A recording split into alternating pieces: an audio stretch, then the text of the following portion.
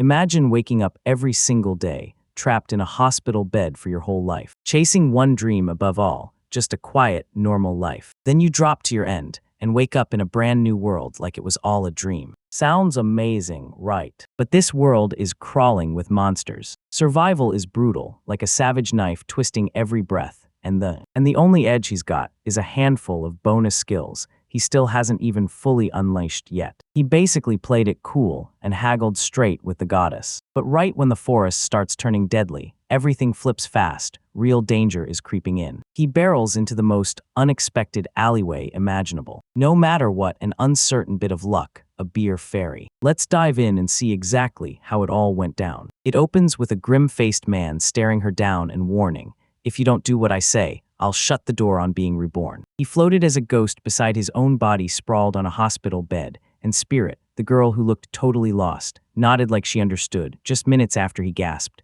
"Rebirth in another world is that serious?"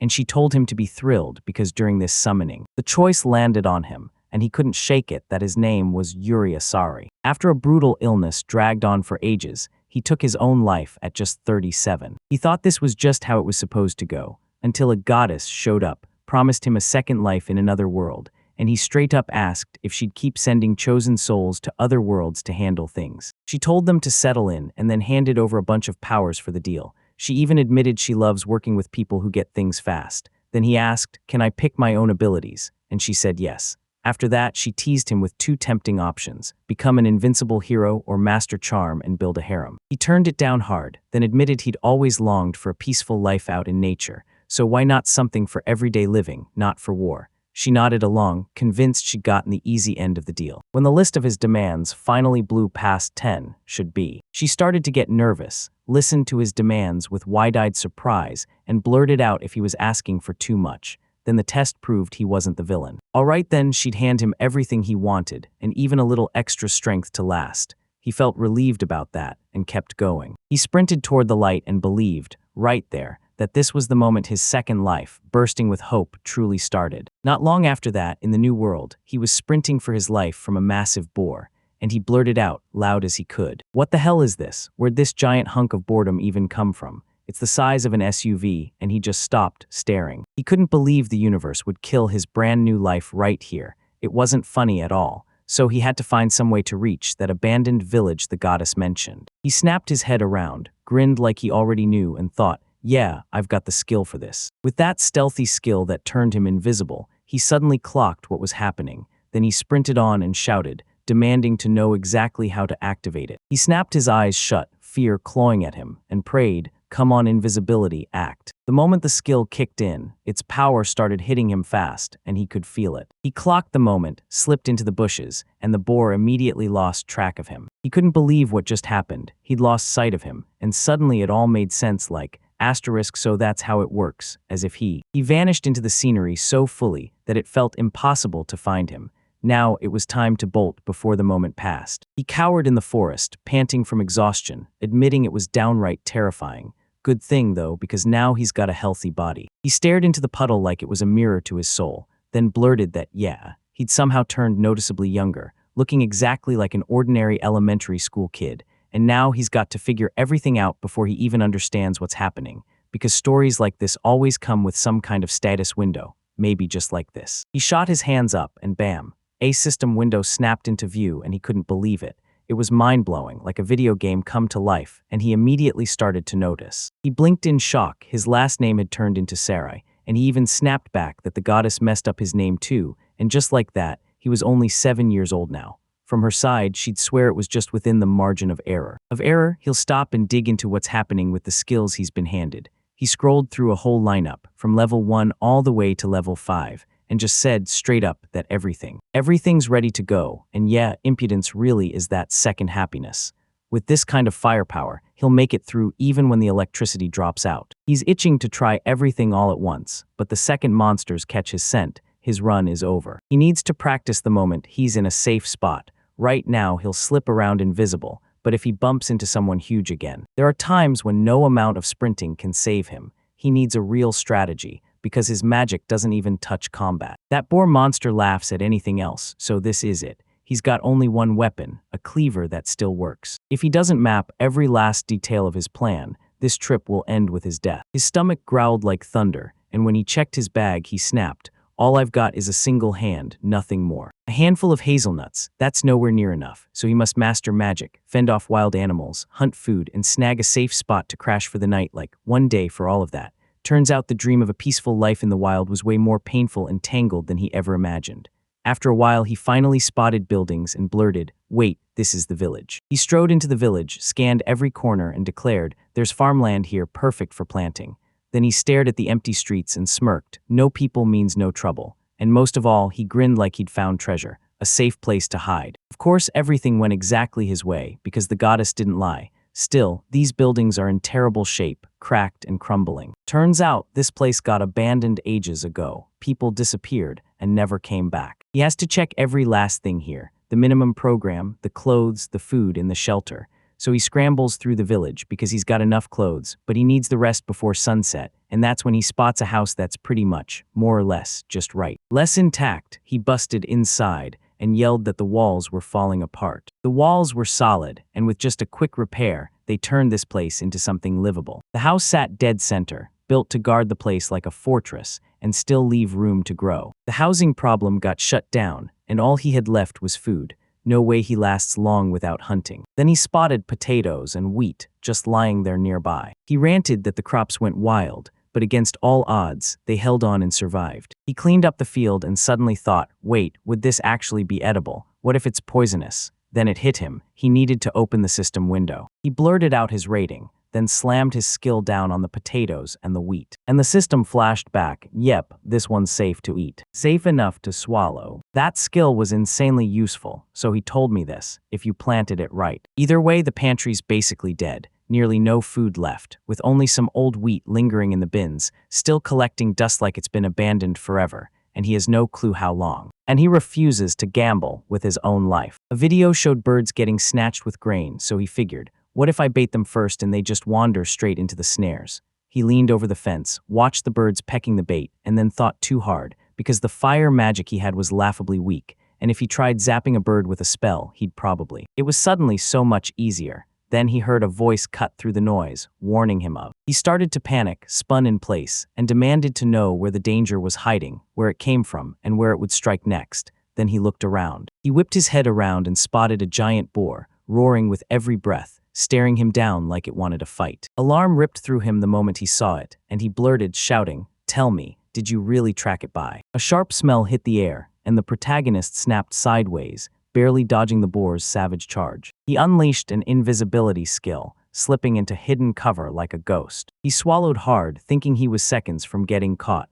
so now the real question hits. What's he gonna do next? You run again. He heard those loud noises pounding in his ears. He leaned over to look, and gasped in shock because it was honestly just the start of something. He rained through the houses, then slammed his voice loud enough to demand it stop. And he told himself, if I bolt right now, I can still. He'd wipe out everything in this place. Gone, no mercy. Simply has nowhere to sleep, so if he steps out, can he shut it down with just the barest force? They handed it to him, and even an ordinary boar. That's terrifying. And this monster, it was a full-blown tank. He didn't stand a chance against something like that. Would he really be forced to ditch this village like that? No way, he couldn't quit this fast. Quickly, because in this world, if you don't keep glancing over your shoulder, danger will catch you the moment you look away. And even as he sprinted, he had zero promise that the next place would be any better. And even if he managed to get away, the boar would still hunt him down, no doubt about it. He probably saw him as an intruder, straight up stomping on his turf, so now he'd have to fight back, because they were right there in the same spot. Rivals tore into each other for a shot at the spotlight, while he'd always been chasing that wild, free life in nature. But you can't outrun the wild. You've got to face nature head-on, and living free only works when you take responsibility for yourself. He told himself he couldn't lean on anyone else. He had to wrestle his own demons. Then he burst out from behind cover and declared he'd chosen to live in this world, refusing to crumble at the very first obstacle he used. He unleashed his first-level fire magic and blasted a massive boar to pieces. And just like that, bam, a shockingly powerful explosion tore through everything. He grinned like he owned the world and bragged that it's basically just like this, roughly how. How would it look if he suddenly got dropped into a classic Isekai storyline? Action movie, he stayed locked behind cover, staring, thinking the truth was worse than he let on. His body had gone stone cold with fear, and he wasn't just hiding, he was terrified, and his powers were barely anything at all, so weak he could barely move, yet this magic had still been handed to him. A goddess had handed it to him, and honestly, it might be stronger than it looks, because the real power behind the. But once he unlocked that invisibility skill, the power turned out to be insane, because when it kicked in, even a boar with a super sharp sense of smell couldn't track him. He couldn't smell a thing, so he clenched his teeth and trusted the power anyway, believing in himself like it was the last spark in the dark, burning to bring every so-called couch hero's wild dreams to life. And then warmth surged through him. A burning weight in his chest, he could take it. He lifted his head and raised his. He lifted his hand with total confidence and started casting. He unleashed his first-level fire magic. A tiny flame ripped from his hand and snapped down onto the ground. And right away he bolted out, panic flooding his chest about what just happened. No way, that can't be true, he demanded, thinking it only failed because he'd been trying to pull it off. He finally saw it for the first time. Then the boar charged in, snorting with pure anger, and he froze like he couldn't breathe. Shaking with fear, he blurted out that they'd seen him, and that he was caught in the act. So he had to switch gears and try something new. He started using way more. They blasted it with a bunch of basic spells, but this monster didn't even flinch. He bolted away from the enraged boar and he blared that he needed a different plan, right now, before the moment slipped away. He spun back and fired off a third-level move, right on the spot. He unleashed earth magic and slammed up a massive wall of earth, and it felt like this was the only way to slow it down just a bit. The monster slammed its giant head into the wall right away, shattering it in an instant. Then the story kept going. It hit him like a truck, because the monster was jammed in that gap, and suddenly he understood. This was his chance. He bared his knife and snapped that if magic failed, he'd still have the tried and true kind, the good old magic. He figured out his best move was to strike right, where the hunters and slaughterers are aiming. The throat, now we've got the path clear, just reach it and there won't be. No other chance exists now, he's terrified. Can he pull it off with that trembling hand before it betrays him? His hands will decide everything. If he misses, it's over for him, yet he still chose to live in this world, whatever it took, no matter what stood in his way. He stared down the monster, threw up a prayer, and admitted he never thought it would crumble this fast. So what in the world is he supposed to do with this carcass now? He acted like he'd learned slaughtering carcasses from some grim book. He remembered the animal had to be hung up, bled out, then dipped in water to cool. Yet he couldn't do it, couldn't even hoist the carcass, and he knew it would take a whole river just to get it cooled. He heard someone ask, "Do you need help?" and it snapped his focus, because it was the very same voice that warned him about the boar. He couldn't waste a second. He had to reveal himself right now. A bird swooped overhead and screeched that they were right there, above him. Then it zipped up to his face and claimed this was the very first time they'd ever spotted a human who could truly understand their language, staring him down as they revealed his language skill was maxed out. Then he asked. So that was the skill that made everything possible, right? He believed it was all about talking to people in this world. Then it blew his mind by letting him understand animals too. He couldn't get a word out to the boar, probably because they were enemies, but next time, maybe he'll try speaking to it before the hunt, if the animal even starts. The moment the screams of pain hit the air, hunting was going to get brutal fast. Then one of the birds blurted out, "Should I show you where the river is?" He stared, thought it was weird, but nodded anyway. He said it'd help a lot. The bird swept off to the side and pointed out a pretty big river, right over there and super close. MC thanked them, swore he'd remember it, and then couldn't help asking, "Why are you even helping me?" They said it was because of the food. Yeah, it was a little old, but it still tasted great and they loved it. He pressed, "So this is gratitude for that handful of wheat." The birds only smiled, said goodbye, and started to fly away. He thanked them and was glad he didn't hunt them. Then he tried to drag the boar's body and asked again, was the river nearby? But the real question was, how was he supposed to get it there? To get it there, because he demanded a function to transfer the objects in the first place. Projects jumped onto his screen like they were right out of a game, and he spotted them in the system at once when a window that demanded the storage skill get touched, right there. And the icon lit up. He slammed the skill into motion, and the boar's body ballooned inside a giant bubble and shot forward, ripping through the air. He shoved it into storage, then stared at his inventory and muttered that this place was a whole other dimension where time froze, so the meat wouldn't rot. That massive carcass barely took up any space, total cheating, and he loved every second of it. His spirits shot up, and he knew he had to race to the river, quickly because he had to fire up the invisibility skill just in case he made it there. He burst up to the river, convinced he'd already bled out on the shore, then figured, it's liquid, it's water, it's gotta work, magic and all, and he started washing. Blasting forward, a roaring torrent washed it all clean in one hit. Somehow he slit the prey open and plunged it into running water, letting it all wash clean. Then he dropped to the ground and asked, with a tired little laugh, if he was really worn out. Maybe it was all those mannequins. Also, he could actually see the status. In the status window, he saw magic sitting at 51 out of 100 and health at 80 out of 100, and the moment he read it, doubt hit him. He had no idea whether this. No matter how you slice it, the numbers looked tiny, so if he could still drop that monster with stats like these, then yeah, the real problem was clear. That strong boar wasn't nearly as weak as he'd assumed, and he'd totally misread the situation. Those readings he swore were low, especially his mana, were suddenly blasting past the normal limit, and the beast he just wiped out was a forest boss, the kind only seasoned warriors can survive, and then the bleeding started. Washing the carcass with water magic demanded razor-precise control, even though his insane strength was still locked away, something nobody would realize for a long time, until he finally came back to the village. He told everyone in the village they already had meat for dinner, and the check came back clean, no infections, no parasites.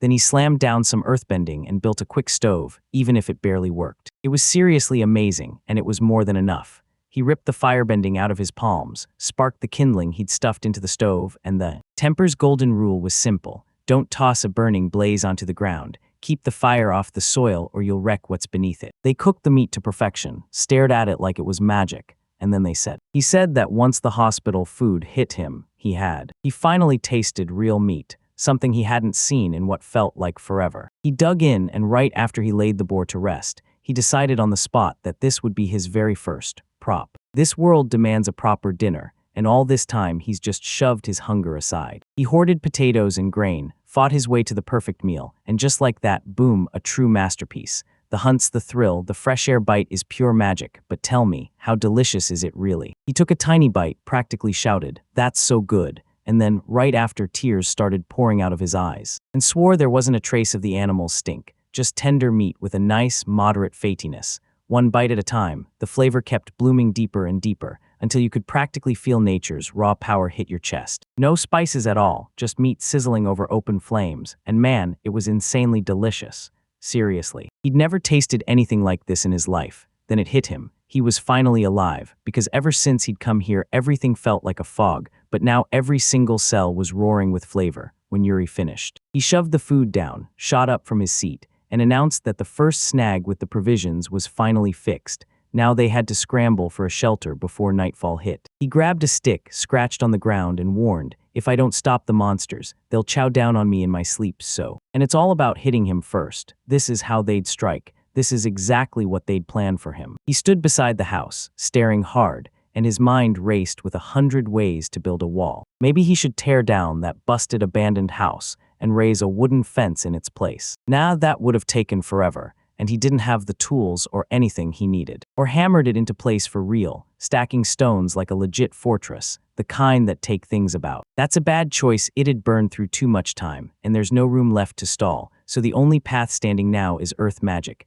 but he's still stuck on one worry. What if a boar? He punched clean through that barrier, but if he swept the small stones and debris out of the soil? His strength surged as he kept at it. Just a bit of practice was all he needed, so he started training and somehow pulled off a smooth mud. He explained that the first sample looked awful, but the last one came out silky smooth and hard as real stone. Turns out that kind of density can be a game changer. They built it without firing a single shot. This isn't regular ceramics anymore. It's a magically forged monolith. It's exactly like pottery. Your real battle is right at the start, because prepping the clay and doing that first processing step makes or breaks everything. With a burst of magic, he softened the dirt, ripped out every root and stones, and he got the whole mixture kneaded hard, over and over. It has to be shaped with ruthless precision. He cracked out his magic and forged this flawless wall, then grinned like he just built a masterpiece, about 5 meters long, 3 meters tall, and half a meter thick, because breaking through that thing won't be a walk in the park. Now he has to craft 3 more identical ones to fully cage the house from all sides. He slammed the last wall into place around his house, then turned to say this. This was his fortress, and when he spun around, he could feel. Sadness hit hard, and he couldn't stop wondering if this place was a prison, because he had 0 mana to summon a door, so he'd have to sit tight and let it regenerate. If he ever needed out, he could just dissolve a chunk of the wall. Then the sky kept sinking into night, so he decided, time to stop for today. But one last emergency still clenched at the back of everything. He downed a glass of water without looking up, so locked in on the construction that he couldn't even finish the sentence. He totally blanked on it, like, dude, he should have handled the water first. First, while he was exploring he suddenly got an idea. In the village, he spotted a well, and it hit him hard. If he was a real worker here, he wouldn't have to sprint to the river every single time. He grabbed a cup of drinking water, but he knew he still needed fresh water every day, so he yanked open the well and shouted that the bottom dropped deep. At first, he couldn't tell if anything was there. Then he hurled the stone, and when it landed and made a sound, he finally knew he'd hit something. He heard the splash hit the water and blurted, "Wait, how am I even supposed to get water?" That old crane was busted, and he didn't have a single bucket, so he figured magic was his only shot. He tracks him down again, because not wasting any more energy today is the one rule he refuses to break. In his head, he watched the day unfold, and imagined the water creeping higher and higher. And it hung there in the air, like it was waiting for something to happen. He hurried to the well for water, then swore it was so clean it felt unreal. The assessment even backed it up, so he had to be careful, just in case he should. "You've got to let it boil still." He plopped by the stove, looked wiped out, and admitted that day one went way too wild. Even though it was still early, it was already bedtime. He hadn't cleaned the house, and there wasn't a single bit of bedding, so we had to slap together a temporary bed out of leaves. Renovations are coming, fence gets finished, the garden gets locked down, and those toilet problems get dealt with. It still has to be figured out somehow, because he's got a mountain of things to handle, and yet, it's all so wildly wonderful. Now he can build anything he dreams up, plans piled up so high his fingers are practically twitching, and he hasn't felt this excited about tomorrow in ages. The next morning, he snapped upright with a scowl that practically dripped off his face. And he said, "Man, it's freezing here," his whole body screaming with pain. Those leaves clearly weren't cutting it. Nothing about them shielded him from the earth's cold cruelty or the damp that soaked through. Today's mission is crystal clear. He has to build a bed out of boarhide, because sound sleep is the core of life. Sounds simple, but it's brutal to pull off, so can a total amateur really handle leather tanning? He had to hunt for the answer in his own skills. Then boom, he cracked it, and right there was the unique one. Guide to Country Life *. These powers are a rare gift the reborn alone can wield, and the status window is one of them too. The guide, just by its name, should spill every last bit of the village's wisdom, and yeah, that's an absurdly generous bonus. I'm betting the system actually gives me what I ask for, so I'll test it right now. Time to get rolling, boar. Or hide tanning. First, you strip the skin. Step 2. 2. He scrubs off every impurity. 3. Then he strips away the subcutaneous fat. Slipped in with a knife. Sounds simple, right? But then comes the next step. To stop spoilage, they soak the skin in a tanning solution. A solution held its grip for 1 or 2 weeks. The whole recipe was the mix of composition, water, and alum. And salt. The protagonist threw the book aside mid-read, then snapped, "Forget it, I'm done," and swore he'd for now, just toss a few more leaves onto the ground. Let's make sure his energy goes into something that actually matters. And he shifted gears, ripping into everything from cleaning to full-on renovations. The house, one long, single-story stretch, has only three rooms, and bare earth rips out the floor and replaces it, every single. Not one tool in sight. Then he spotted a stove in the house and blurted,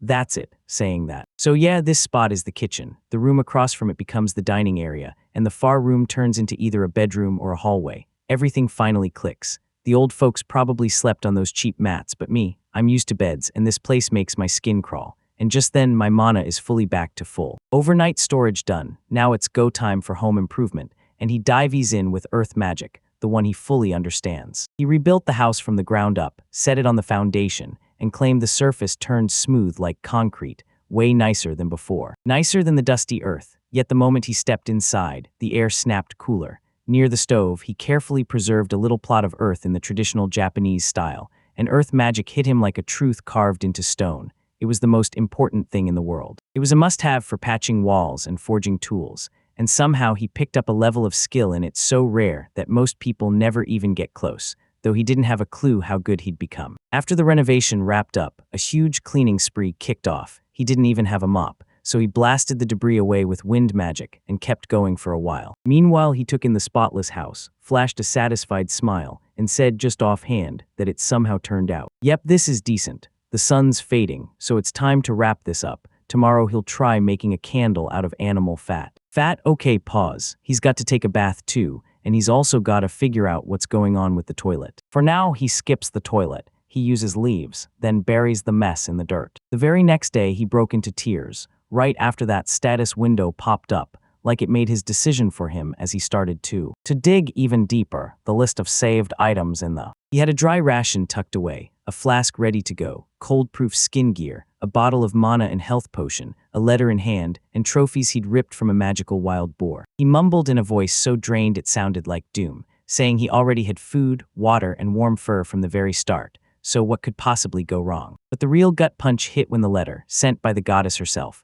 arrived, revealing the name of this world, Foa, and urging him to keep his one-of-a-kind skills and appraisals buried from everyone in town, with even more sharp, carefully placed instructions still waiting inside. But it wasn't just any surprise. It was the way everyday magic was laid out in excruciating detail, with a whole toolbox of useful spells, and later he started cooking the meat, then snapped that it felt like he'd been wasting his time on pure nonsense. Back in his past life, it was always the same. He'd be speed-scrolling introductions and tutorials like they were something he could outrun. MC stared in awe at features he never even knew existed. Yet for all his caution, he'd still space out at the worst times. When he finally finished eating, he snapped that plain fried meat is already too much to swallow, so he wondered if the village still had salt left from the previous owners, and decided to hunt through the abandoned houses. If that goddess was really that generous, she would have tossed him a few spices too, right? He tore into the house for clues, and right there, found a map tucked away. He stared at it, then broke into relief. Thank God the map held up and didn't crumble into dust. A cloud of dust hung in the air, but the drawing was so bad that you could barely make out a single thing. That eerie mark won't leave him alone, like it's stalking his every step, but what if it's warning of something deadly? A dangerous zone, or maybe the place where valuable resources are buried. He needs to slip out and scout the situation for himself. He headed straight to the spot the map pointed to, then said, "They told him to stop playing detective in the dark. Now it was time to face the truth." He had to see it all with his own eyes. This place didn't get a settlement for no reason, so what? What if he trips over some secret stash of treasure, right when money is totally useless for what he's facing? No matter what, he won't get the truth until he's staring at it with his own eyes. Then he spots a wall of towering grass and then pointed out that with no tall trees around, this place had to be where a road used to run. Turns out this place got ditched ages ago, so everything's choked in wild weeds, like a jungle with claws, and he really doesn't want to shove his way through that thorny mess. But what if toxic weeds are choking the place, or some mutated ticks are crawling around, just waiting to strike? It looks like he's about to swallow his pride, admit defeat, and turn back, because it's not over yet, and he's magic now, yeah, still, he can't shake the shock of becoming a sorcerer. He sees a forest fire and just shrugs. No flames, no fire tricks, none of it. Wind magic, now it's his time to unleash it, and he's about to name it. Call it the wind cutter, then he let it fly. At the very least, a gust of wind blasted ahead through the grass, and it was basically warning him, scan the area for poison, just in case. The system blared a message at him. Yopa detected, a non-stop forest plant, basically a local twin of that tiny, all-leaved lily. Those young shoots and bulbs were edible, and he couldn't help himself. He started digging in, eyes wide, shouting that there were whole deposits of them right here. So his meals just got way wilder. Wait, are those leaves from a tuber? Could this be the legendary wild yam? The plants here match the old world almost perfectly, so he's basically found an Isekai mountain yam, and for him that's more valuable than any treasure now, real yam. William spends decades growing it, and even after all that time, digging it up is a nightmare, because those deep roots are so fragile they snap the second you mess up even one move. But those tangled roots block the way from every angle, so reaching it takes real effort. Still, he's got magic. With it in his arsenal, he bends the earth itself, and it all comes to him without lifting a finger. He pulls. A voice blasted out of the ground, and he stammered, "What the hell is this?" What the hell was that? It didn't look like a monster, but it was definitely messed up, almost like a normal root vegetable, like it somehow got turned into something weird, maybe even a radish. From the meme, he shoved it into his inventory and swore he'd check it later. Then his detection skill snapped on, and he instantly started scanning the area. He felt something was seriously off here, and then a cold sweat burst out of him like it hit him out of nowhere. A bad feeling claws at him, and he can't stay here. He needs to get out right now, not even for a second. He's got to get out right now, and he launches himself. He snapped back and froze. Two huge footprints stared back at him on the ground. He looked down in panic and demanded to know what the heck that was. Was it another? Or a whole new monster barreling in, or the locals snapping into an attack? He spun around and his eyes caught a massive, towering. A praying mantis stood right beside him, tilting its head like it was staring straight into his soul. Staring him down, his worry kicked in hard. Was this about to turn into something enormous? A giant praying mantis that can turn invisible. Are we really telling him he has to battle something like that? An enemy again? Seriously, what if we cut a deal like we did with those birds? He stepped up, greeted him and pushed. So how about just? Not only did he act like they never met, he made it clear. Hostility wasn't even on the table. It didn't back off even a second. The monster snapped forward and smashed him with a brutal paw strike. But the second he clocked it, he yanked himself back in a flash. Then he shouted. Things were spiraling into disaster. He couldn't talk it out with him at all, and then the monster escalated, becoming. He vanished again, and he warned him that one hit from his side would be the end of him. To dodge the monster's blow one more time. And he said turns out that detection skill is helping me like crazy. Then the system chimed in. Detection wasn't even active. It was a passive ability, a power that tracked every single move inside its radius, and he suddenly realized that. He just now clocked its real nature, if he could only learn to use it right, and he leaned in to study it, spotting a mantis-shaped silhouette. He realized it didn't make him vanish like before. It only hid his body, not the fact that he was there, and he started to. He snapped into water magic, eyes locked in a serious stare, and declared, "All right, now it's my turn." But water magic is. It's not just about controlling liquids. Its real power is pulling water straight from the moisture hanging in the air. He read it in the goddess's letter, then snapped into action. He chained the monster with water and shouted, and warned it would sting like hell. Then it basically dared fate to try anyway, because it wanted to feel that power, and straight up killing it would be a total waste of resources. So if that's the endgame, then its carcass should be stripped and turned into materials. Those sides could be turned into weapons or tools, so he had to take it down cleanly, without landing a single hit. Damage, he stared as several worms squirmed out of the praying mantis body. He shoved the thing in front of him and blurted, "Is this some hairworm parasite from another world?" The system instantly confirmed it, an evil parasitic worm that hijacks praying mantises as hosts, and then, during breeding season, it drags its host to the water and forces them to drown, so it can crawl back to its natural home. Yuri stared at it in terror and blurted, "Wait, can that thing actually parasitize a person?" He recoiled at the sight, hacked it into pieces, and left the mantis trophy useless. Then he stomped through the forest, scanning everywhere, convinced it had to be nearby because of. With the same dull scenery stretching on, he started to lose his way. Then he spotted a cave. He stumbled into the cave and declared this was the exact spot stamped on the map, then peered inside and got swallowed by brutal darkness. And then he promised he'd forge a massive shaft using earth magic. Rapid boreskin and a hacked-up torch, ready to go. He shoved the door open and stepped inside, and he said it was obvious this cave had been carved by people. He just couldn't find a trace of how it was done. Not a single speck of ore, so what the heck was waiting ahead? He had to push as far as he possibly could. He quickly realized this wasn't going to be an easy walk. This surface hurt to step on. I'm wondering, could he stitch up a brand new pair for himself, or would he have to run to the city and buy them? But he's got zero money, so maybe he'll have to trade for them. Hardering swore this was his way out, save him, and maybe even pay off the trouble with at least a little profit from the materials he mined. He secretly dreamed of striking real treasures. Then he spotted a huge, bright crystal overhead, blinked hard at what he was seeing, and blurted out that it was a giant stalactite. Lactite glowed under blazing beams of light. What a sight, pure treasure. And after a while, he finally headed back home. Home chowed down on meat with a grin and insisted it wasn't stone at all, just a massive lump of something. Salt, and then boom, he finally went all in with a steak dusted in it, and the flavor hit so hard it was ridiculously delicious. His quiet life in this other world is finally starting to turn around, and things are about to get better fast. He replayed every monster he'd faced in his mind, then couldn't shake the thought, was this calm life actually the same one anymore? It's like he hit the wrong road. Yeah, right there, and now it's time. All right, time for a classic everyday vibe. He's about to kick off the farming life. Every great farming mission starts with one thing first, treating the soil right and getting it ready for battle. Now it's all prep, 18% prep, 20% work, because in any business the whole foundation gets forged right here.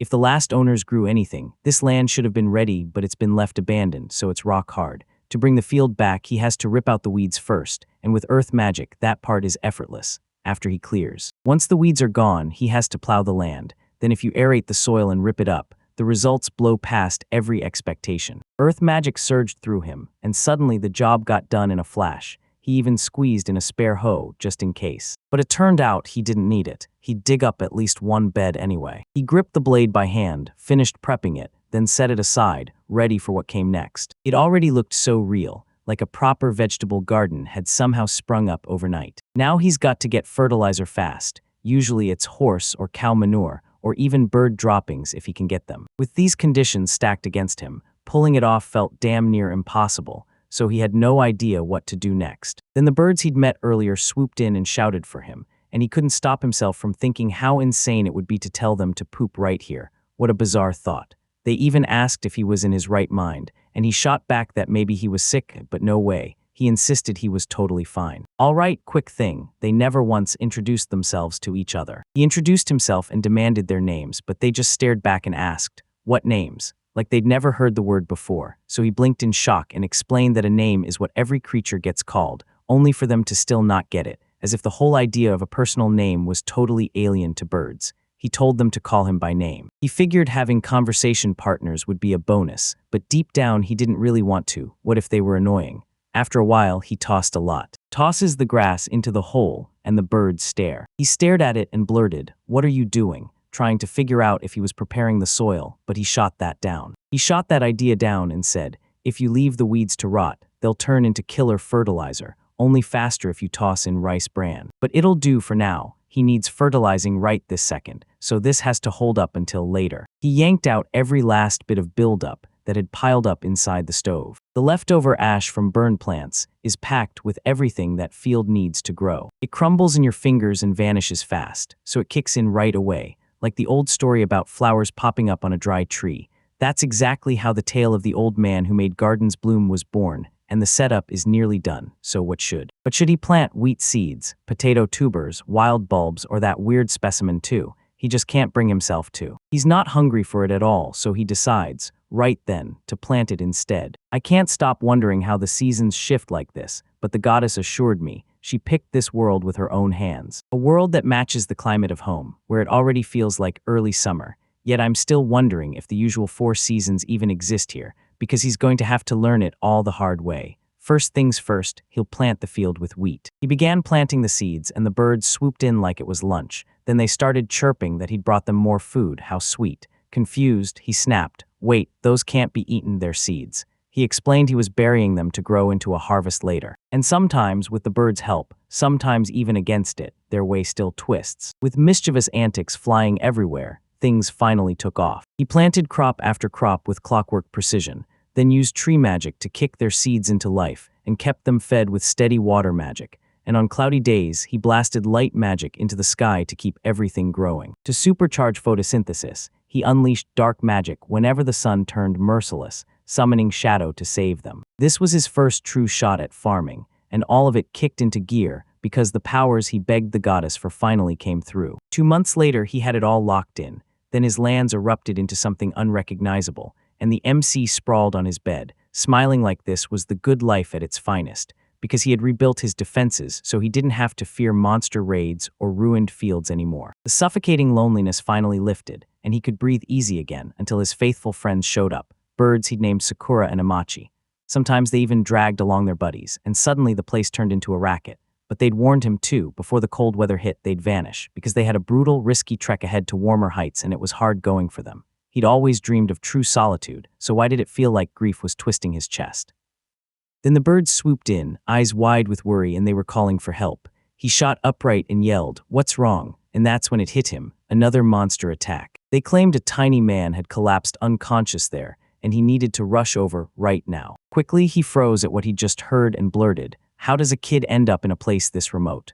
Then he sprinted after them, thinking, no matter what the reason was, he had to rush before something irreversible tore everything apart, and the birds guided him straight into the forest. He shouted at the top of his lungs, demanding to know how a kid had suddenly appeared in this tangled forest, and whether he'd gotten torn away from a caravan of travelers. Or was he just left to rot? The birds guided him to a tree, and when he started scanning the area, he found nothing, no one. He shouted loud and clear that he'd come. If he heard he was needed, he'd rush in to help. No question, he'd answer right away. No one answered him, and then he turned to me, begging me to. Maybe he'd slipped off somewhere, so they denied it with a straight face and told him to stare harder, so he scanned the room again, and that's when he spotted a fairy crumpled to the ground and hissed, "That's what I'm saying." So that's what they meant by the little person. She's basically a tiny doll, glowing with this gentle light, and somehow insanely beautiful. Forget staring, he's got to move, right now, and get to her. Good news, she's got no wounds and no sign of sickness,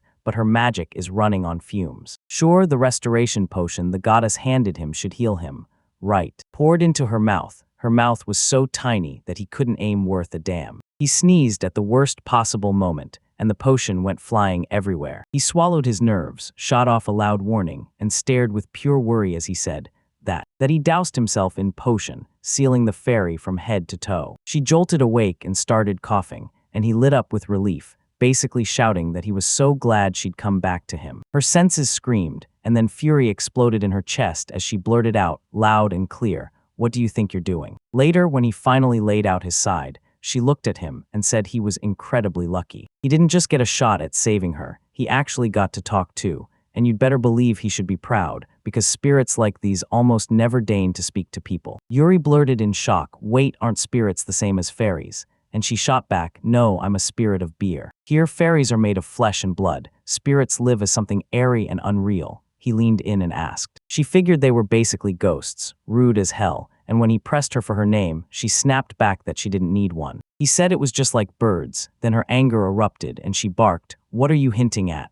Did he really compare her to birds?" he asked. He asked right, but this whole thing is exactly convenient, is it? She just shrugged and said she'd already explained. She hardly ever talks to people, so there's nothing to worry about. Spirits, she said, spot each other by their aura, so names are totally unnecessary. She lets him call her anything he wants. If she likes the name, she'll respond. So he swallowed his confusion and blurted, "Wait, what did you just say?" What she was hinting at hit him hard. Then she demanded, "So you'll really ditch someone this fragile?" With an exhausted spirit pressed to the edge of death, maybe she'd finally be under his care for a while. So yeah, he's gotta take real good care of her. And out of nowhere, the spirit steps in to join him, even though nobody ever invited her. When the allies closed in on the settlement, Marshach blurted, "So this is my village," and the protagonist groaned. Of course she'd followed along. Spirit clocked it the moment he arrived. Every corner was wrecked, left to rot like a ghost town nobody ever came back to. The protagonist blurted, "That's right," and the shock hit her so hard she couldn't even breathe. So, what was he talking about? And he and his family moved into these ruins. MC shot back, "No, he's not alone. He's got those birds circling him all the time, coming back and checking on him." Marshall watched with a gut-punching pity, seeing a lone child trapped in a dead village deep in the middle of the forest. She had no clue what happened to him, but you could tell he'd been through hell. Yuri stared, totally baffled, and thought, why are they looking at him with that kind of pity? Suddenly it hit her and she blurted, "Wait, if the only one living in this village is a kid, then where's the booze?" The protagonist stared back shocked. "Booze? Come on, of course not." The spirit started trembling and she shot back half hopeful, "So you're kidding, right? At least a single keg of beer, please." The protagonist snapped back, "No," and swore he'd checked every nook and cranny, yet he still couldn't find it. He couldn't find a single drop of alcohol, or even a whisper of how it was ever made. Marcia snapped, all irritation. "I'm the spirit of alcohol, and I can't get strong without booze. Did MC really want her to starve to death?" He threw his hands up, totally stunned. "So, what am I supposed to do about it?" Suddenly, a wild idea struck him. He blurted out that a potion might just do the trick, because it already worked on her. The spirit let out a heavy sigh, then nodded along with him. Yeah, it was true. Life force doesn't just come from alcohol. People can sip human-made healing drinks instead, and that's where the real strength comes from. He was chasing the spirit of alcohol, but those elixirs still tasted awful, like medicine with zero mercy in it, and honestly, it was just pitiful to watch. He snapped at her, then told her straight up that if she chose to live here, she'd have to bend and compromise, because he'd been handing over his last potions to her, not out of obligation, but pure kindness from the heart. Marshall exhaled, muttered, "Okay, got it," and Yuri swore she was about to say she was leaving, only to realize he'd guessed wrong. She never planned to leave, so he'd have to keep a close eye on her for a while. Then he'd still have to figure out the food situation, and he stared. He stared at the storage room's item list. 1 mana potion, 2 health potions, 3 sacks of grain with wheat, one, and the truth hit him hard. The elixirs the goddess gave him felt woefully small. All right, he'd have to roll up his sleeves and make them himself, because that's the only option. After a bit, Marcia kicked back on a sturdy branch in Dozdal and settled in. Offended to the core, the protagonist lined up every ingredient himself and declared he'd start crafting potions, because brewing alcohol was out of reach, and even if he couldn't drink it anyway. Then he shaped bottles from the earth with magic, just in case potions turned out to be the smart move. Come on, no beginner crushes something like that on a whim. Brewing potions takes real skills, like potion making and alchemy. Still, with all that specialized knowledge, he should have begged the goddess for it too, yet he had. He did have what it took, so he grabbed a village life guide and went hunting for a way to make it happen. Then after a short search, he found the exact method he wanted. Sure, it was a bonus skill, but it was insanely useful. From now on, he'd call himself Master. When he finished reading, he blurted, "Wow, so many ingredients." The guide even listed potions he could brew: health, mana, status, defense, and agility. And then it hit him, some potions you couldn't asterisk brew, like antidote potions, strength boosters, supreme health, supreme mana, and regeneration potions. Even beyond that, he gasped. Into healing, because there were also stat-boosting potions, plus vials packed with all kinds of extra effects. Some were simple, some were supreme, and they were crafted. He pulled rare ingredients together with his special skills, and good news, he could already craft a few different brews from what he had, so Yuri wasted no time and went to work. The whole process wasn't nearly as hard as he'd been dreading. Staring at those neat, endless rows of vials, he frowned like he'd gone a little too far. And yeah, whatever the truth was, that spirit was definitely not going to run out of power now, and it paid off fast. Brewing potion after potion unlocked the potion brewing skill.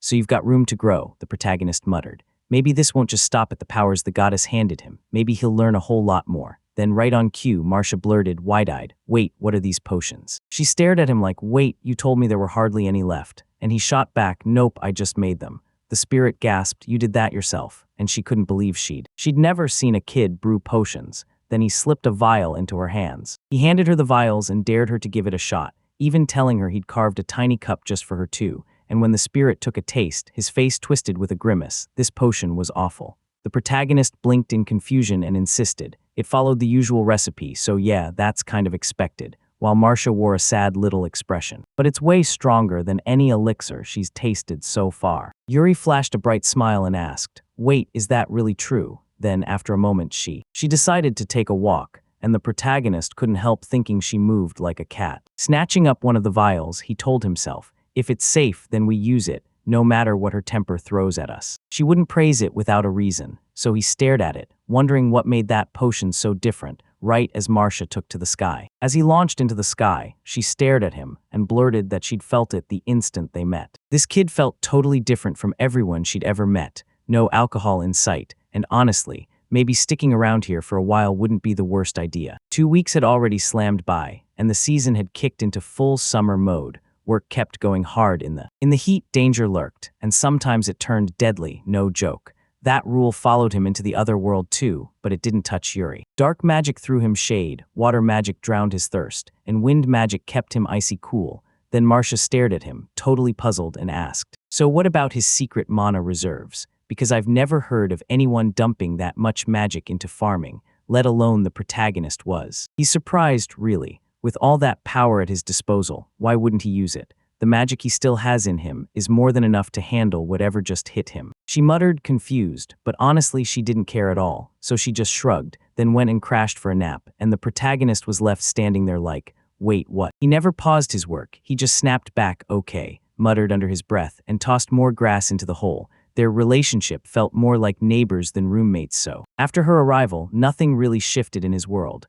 No big changes, just peace and quiet for a guy who hates pointless meddling. That kind of attitude was perfect. MC tipped his head up at the blazing sky, grinning like it was the real start of summer, then glanced at his shirt and blurted, "I need summer clothes too." The purification skill kept everything from smelling, sure, but one outfit wasn't going to cut it, not even yet.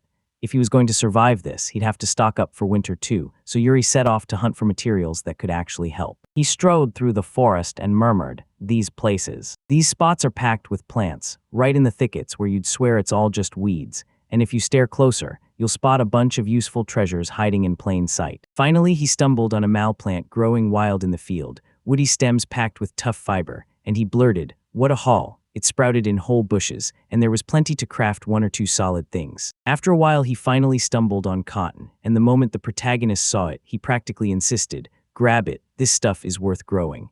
So he started planting, and when the harvest came in overflowing, every step of that hunt turned out to be dead on worth it. Right then, a sound snapped his attention. He leaned out from behind the bushes and froze when he saw a towering pillar of gnats. "Did I even spot it here? Because those gnats that build this pillar don't suck blood, so what's going on?" The place felt nasty to walk through, so he tried to steer clear. Then, out of nowhere, a mosquito buzzed right beside him. That stunned the MC too. Up to this point, all he'd been doing was getting pulled off by magical beasts, and suddenly, he wondered if there was more to it than that. He'd completely forgotten what he should fear most: the mosquito, the deadliest little creature on Earth, slipping in unseen and spreading all kinds of deadly infections with one bite. It's the most common little insect out there, and somehow it's still the one that scares you to death. And yeah, ticks, fleas, lice, they all carry diseases too, and since they're so tiny and easy to miss, they should be feared even more than magical beasts. And yeah, this is another world entirely, so it wouldn't shock me one bit if a nasty disease was already creeping in. Strange diseases and viruses swirled here, things Earth never even dreamed of, and when he finally loosened up thanks to the potions, the relief didn't last, because they weren't some magic cure-all. The instant it clicked in his mind, a wave of raw anxiety and bone-deep terror slammed into him. He started swatting the mosquito like it owed him money, yelling at it to get lost, then sprinted home and screamed, "We've got no time to dilly-dally, clothes can wait. I need insect repellent, and if I can't grab chemicals, I'll go natural, mint, dakodami, and pyrethrum.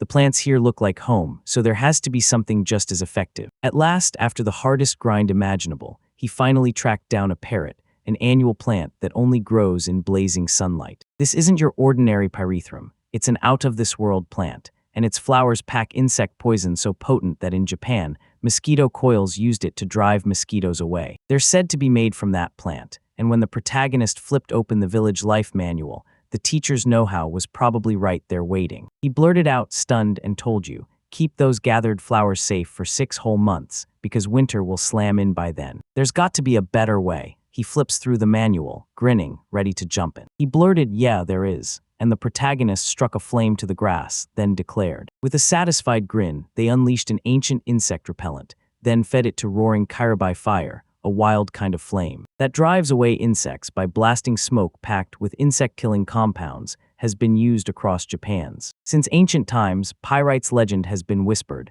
like it was forged from destiny, not just stone. That way you still get the same protection, and the inside of the home stays safe from pests. Right then, an enraged Marcia shot up to him and snapped, "What are you trying to kill?" To kill her, he called her a pest, right? Now he's about to pay big time. The shocked MC started blurting out apologies to her, but he did. He never thought she'd be inside. Like, what the heck? A cold spirit hissed, pushing against a barrier, and Yuri shot back, "Are you trying to kick her out like that?" He apologized, right? And she shot back, "Come on, it's already summer, and nothing's been done about those insects." She couldn't tell if he was a genius or a total idiot, yet the spirits didn't care one bit, because for humans, bug spray is non-negotiable. Some of them even swarm in and drain your magic dry, like they're sucking the life out of you, and the protagonist flashes a smile and tells her, "Got anything else I don't know?" when she's feeling it, while Marshall stares at him at first, totally thrown. Then she grinned and said, "What else can I do? Let him make the drink, she'll tell." "Dude," the protagonist snapped back, "That's impossible,"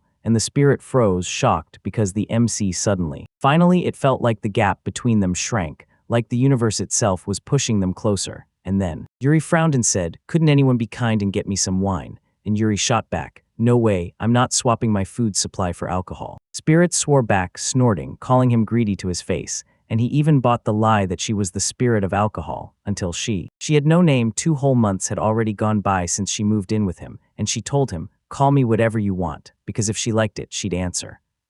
After those words, he wrestled with every idea, Ray, Tinkerbell, anything, but she shot them all down. And before he could even process it, they were suddenly intimate, like 2 people whose feelings had already burned out, and that's how their living together began. That tense electric silence stretched on, until one scorching summer day, something finally cracked the calm, and the protagonist clocked it. That the climate here was way harsher than Japan's, so everything dragged its feet and grew slower, and that's exactly how it had gone. It was ripe time to harvest. With this much, he could bake bread and they hurried to make udon before the harvest time hit, until Marshall suddenly stepped in and stopped him, and she dared him to a bet. Whoever mowed the wheat fastest wins, and if she takes the prize, he has to brew her ale. The protagonist finally spoke up, furious, calling out the selfish act for what it was, right in the middle of it all. Conditions, so if he wins then what? The spirit swore she'd be obedient, bound to obey him in everything. The MC just stared, drawling in confusion. What, it's... He didn't seem like he needed a thing from her, until a plan hit him, and he blurted, "It's decided. If I win, you'll never mention drinking again." The spirit snapped with fury, calling him a real monster. Yeah, well, she just tried to move on. She refuses to lose, period. With a serious nod, she tells him she accepts his choice, and Yuri just mutters under her breath. Puzzled because she'd shoved this on him, and now he had to drag earth magic back into play, like a storm brewing for a brutal, terrifying end. The sickle-to-sickle brawl with the spirit kicked off, and as he hacked through the wheat, he spat under his breath. Why did you even jump into this? With a frame that tiny, she never stood a chance, did she? He didn't stand a chance. Marshals barked orders that they had to start, and he sprang into action so fast that the protagonist's eyes nearly ripped right out of his skull, because the spirit snapped that she couldn't survive without food any longer. Alcohol is power, she vowed, and she'd go all in on the road of. MC stared in pure confusion at this true beer spirit, because somehow, thanks to, he totally misread her, like she'd forever stay in that eternal, bone-deep laziness. At this pace, he'd be forced to dump his precious grain into booze, and that was not happening, no way. Loud, he fired up the wind cutter, thinking, yeah, that's not exactly the cleanest play, but he'd. Hunger gnawed at him, then Marcia jumped in and started explaining. Yuri Long blurted out again, one more row down, and victory was practically in her grip. Reignited his technique, and in the blink of an eye, it was back. Every single stalk of wheat got yanked down in an instant. That magical force screamed past Marcia by a hair, and she just barely launched herself away in time, staring in shock at the wreckage, like, wait, did he really do that? When it was done, he exhaled, and couldn't believe the first harvest vanished that fast, like it didn't even let him feel it.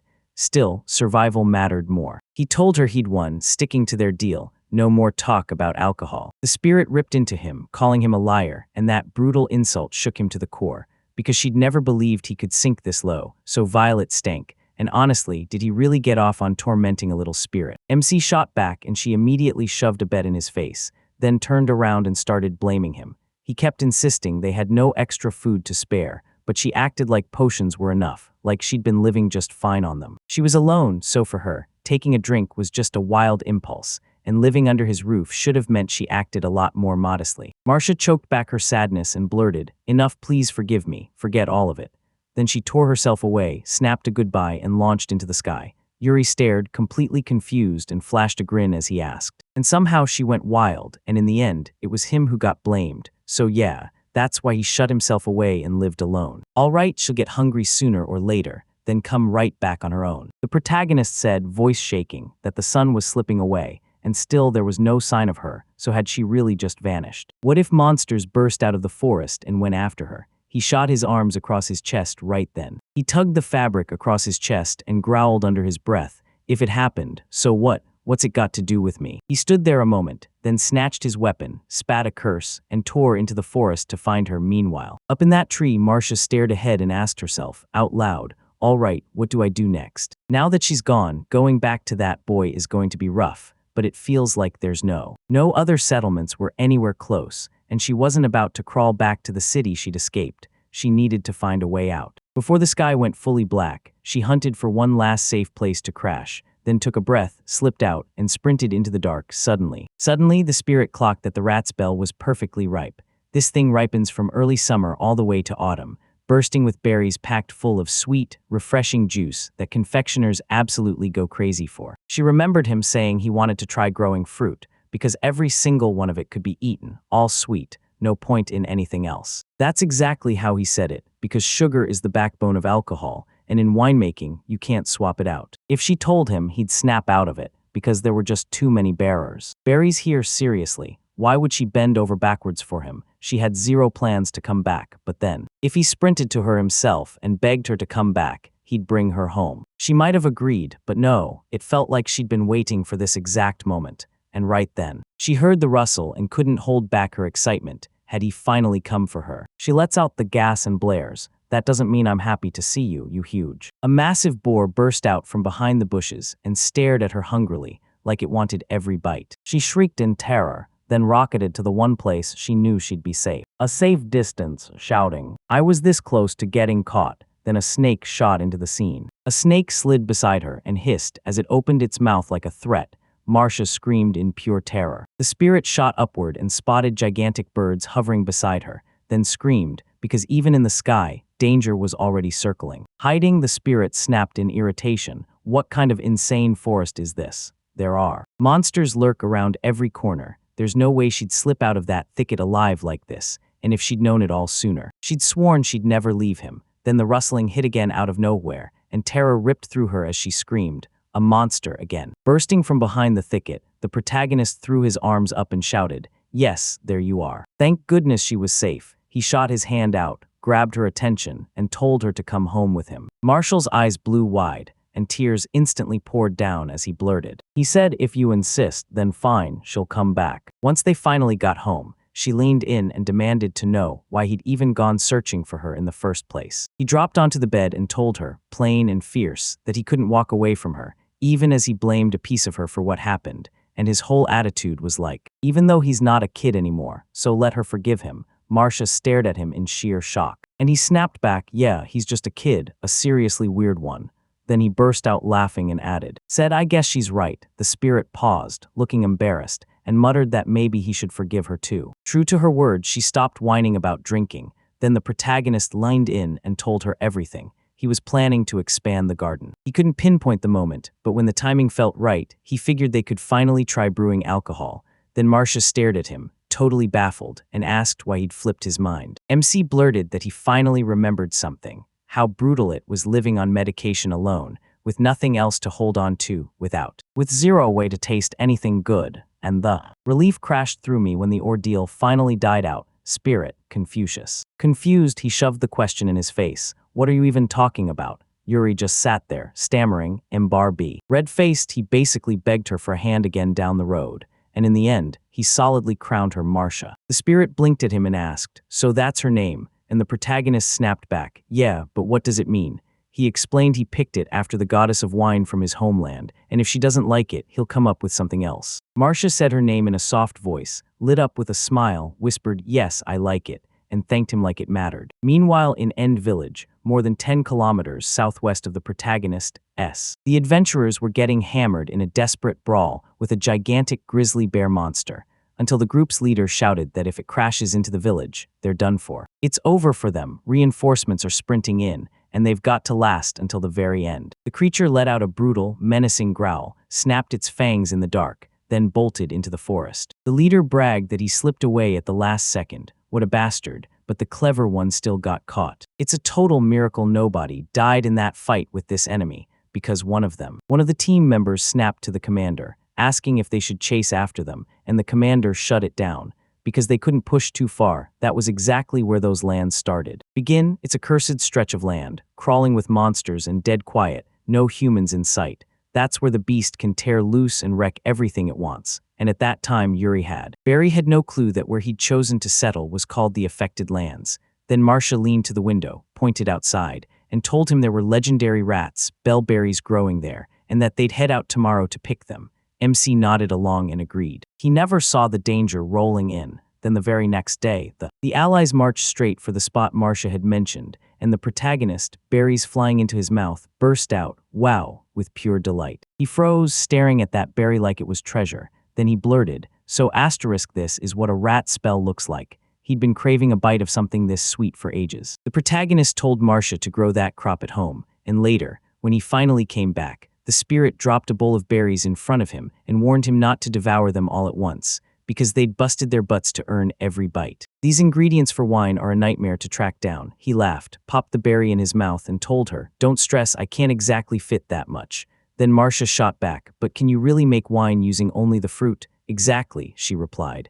"Usually. Normally they'd toss sugar into the berries for fermentation, but these local berries are so insanely sweet that it should all work out just fine." As they started prepping, the spirit leaned in and said, "This technique isn't even that hard. First, crush the washed berries. Then toss them into a clean container, park it in the shade for a couple of months where the air can swirl, and every single day, stir it up, because that's the only way everything stays evenly processed." Yuri snapped in surprise, then hit a question. "What about the yeast?" The spirit shrugged that it probably clings to the food's surface, and everything boils down to luck. If the right fungi show up, you'll end up with wine. But if those nasty bacteria take over, everything rots from the inside out. He tested the berries, chewed the results, and knew they were safe to eat. Then he froze at the same time, because the microflora clinging to the skin was still a mystery. This power couldn't pin down what kinds of microorganisms were even there, so if he tried purification, the good yeast would get wiped out too.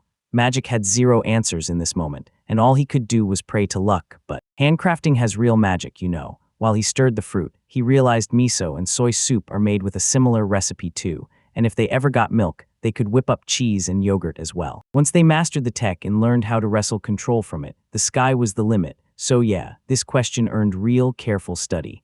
When he wrapped up his work, he turned to the spirit and asked if she thought it came out right.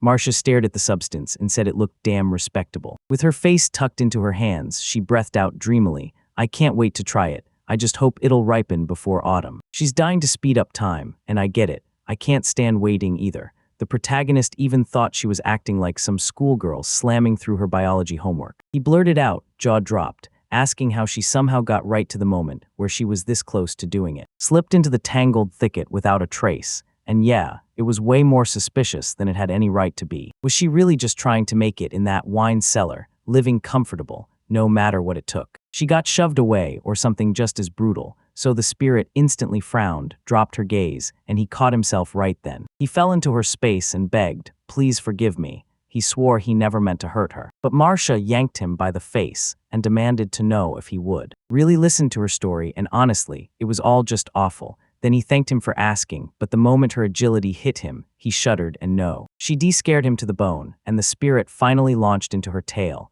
She'd lived there for years, back when her home was a bustling brewery in a huge city. City air buzzed around them, and the owner, an old man with a gentle heart, somehow understood every word they said. In the places where creatures like her roamed, that drink they guarded with their lives tasted absolutely divine. With gratitude burning in their hearts, people always left offerings behind, because that's exactly how they'd survived since the dawn of time. They kept helping each other, but the moment the old man died, his son took over, then the whole place crashed hard. He chased profit only, cutting corners on raw materials and squeezing the workers dry, and the beer's quality tanked.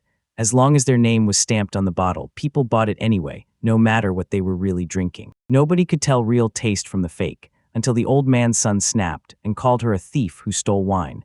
Then he decided to get rid of her for good, so he hunted down a spirit exorcist and ordered him to kill her. She had to leave immediately, because the distilleries next door were already packed with other spirits. She was forced to hunt for a brand new home. Eventually, she got swallowed by the forest, went totally lost and collapsed, and the MC just froze like, "So that's it." Clearly, that kind of businessman wouldn't even hear her out, but then the spirit noticed.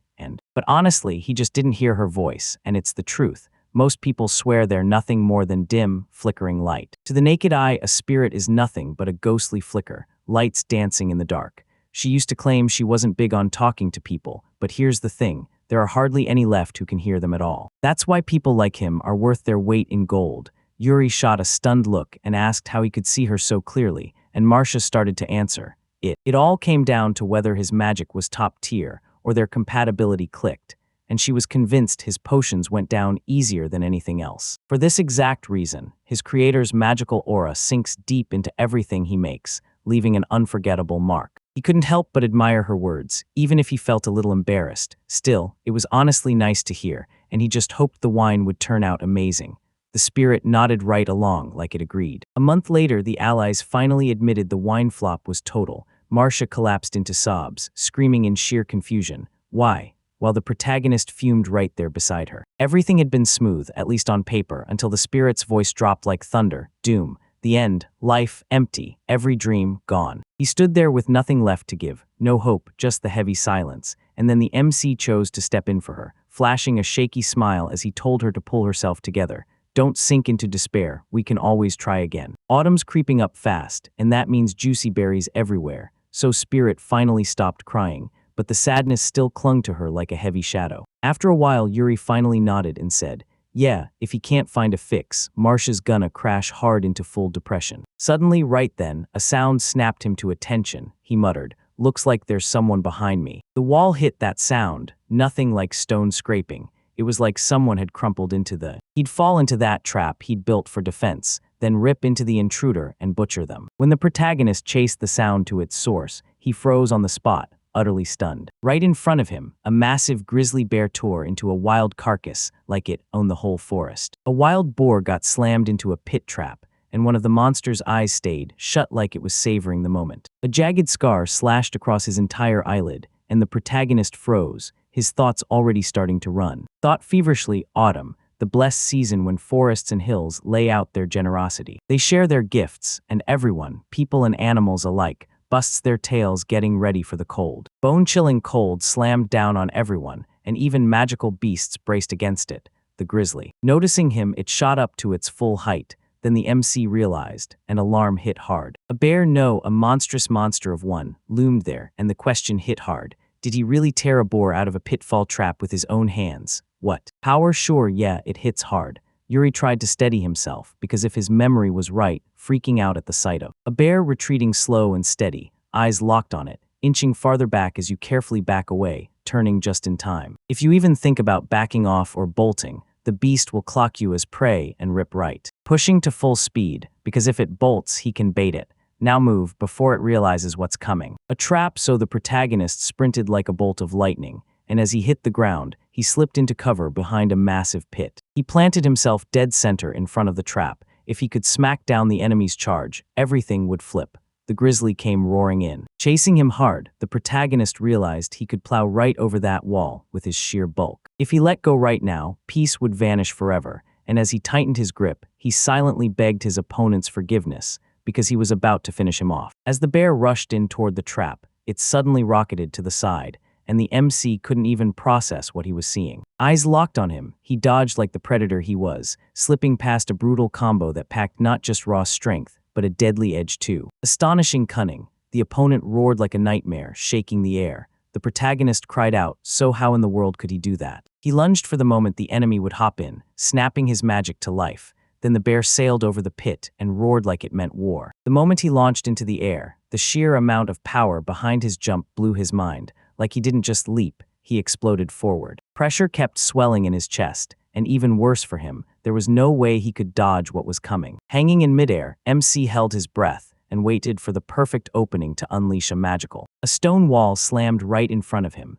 then the grizzly crashed into it, barreling straight on with raw force. Yuri didn't hesitate, she just dropped into the pit, and that's when doubt rushed in. Douse everything with water, then once it was all finished, he clasped his hands in prayer, begging the beast for forgiveness. And he reminded everyone, he'd promised to squeeze every last bit of its remains for maximum use. After a moment, he checked the defeated monster and realized it was a grizzly. Grizzly Gambit, he blurted in shock. Like, if even a weakling like him could take it down, then what does that make it? A lower rank. Since that ranking creature lives out there, the locals have to be walking around in constant danger, so he should never get the chance to run into it. Encounter a single human again, so Yuri stayed trapped in his deep delusion, and he flipped the tablet into clean mode, then promised himself he'd deal with the bear carcass later when he finally had time. After stashing the spoils, MC said, "All right, now I've got to get something for Marsh." And after a while he burst out all joy. The spirit finally reached home, and when he showed her a huge bowl stuffed with every kind of fruit he'd snagged today, he just said, "Look at what I got."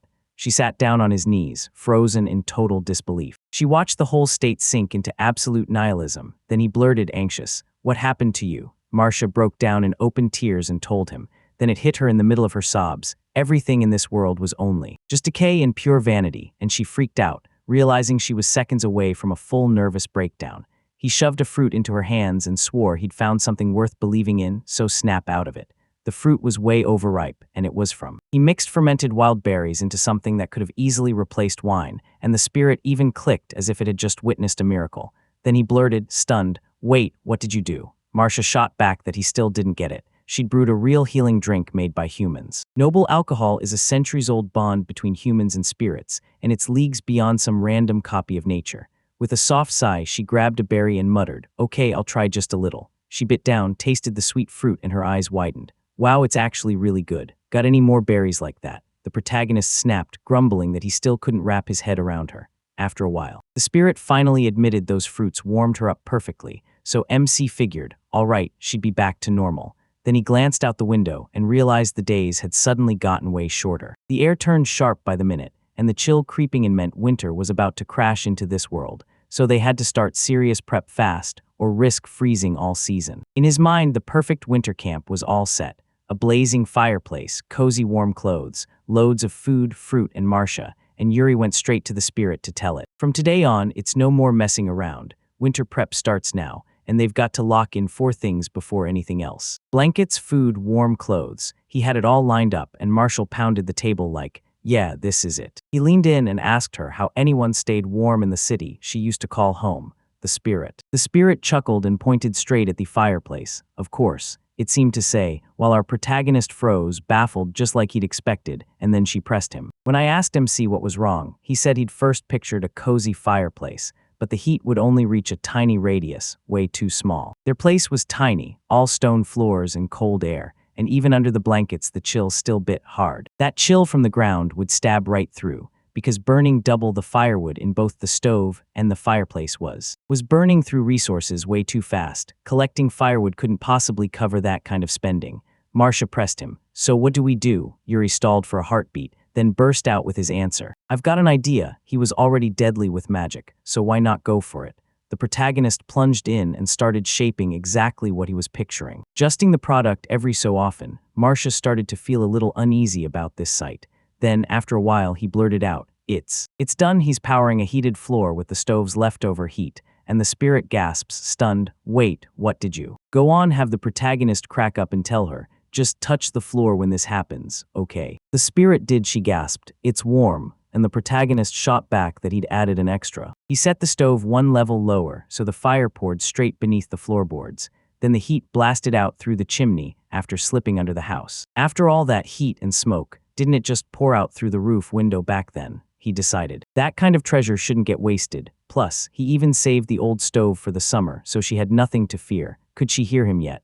Marcia flopped onto the floor, shut her eyes, basked in the moment, and realized she was wilting in the sun, like the heat was draining her life, and she couldn't believe she was actually seeing something this brutal. She melted into sleep so fast it shocked him, so he let her stay wrapped in that warmth while he headed out to handle everything, and Yuri stepped outside. Rushed into the garden, rolled up his sleeves and barked, "Autumn S in these beds," then dug in and grumbled the whole time as he harvested. Ghoul figured those village seed tubers would turn out insanely lush. Now he'd finally see just how wild that harvest could get. Yanking up the root vegetables, the protagonist blurts out, glowing with joy, "What a haul. Maybe that soil really is bursting with life." But the wild plants and the crops are growing like monsters, so strong and perfect that it makes you wonder why anyone ever gave up on this land in the first place. It's wasted. In one of the beds, he frowned hard, because the tops looked totally different, and that weirded him out. Then he grabbed a stem and tugged. The protagonists watched odd root vegetables burst out of the ground one after another,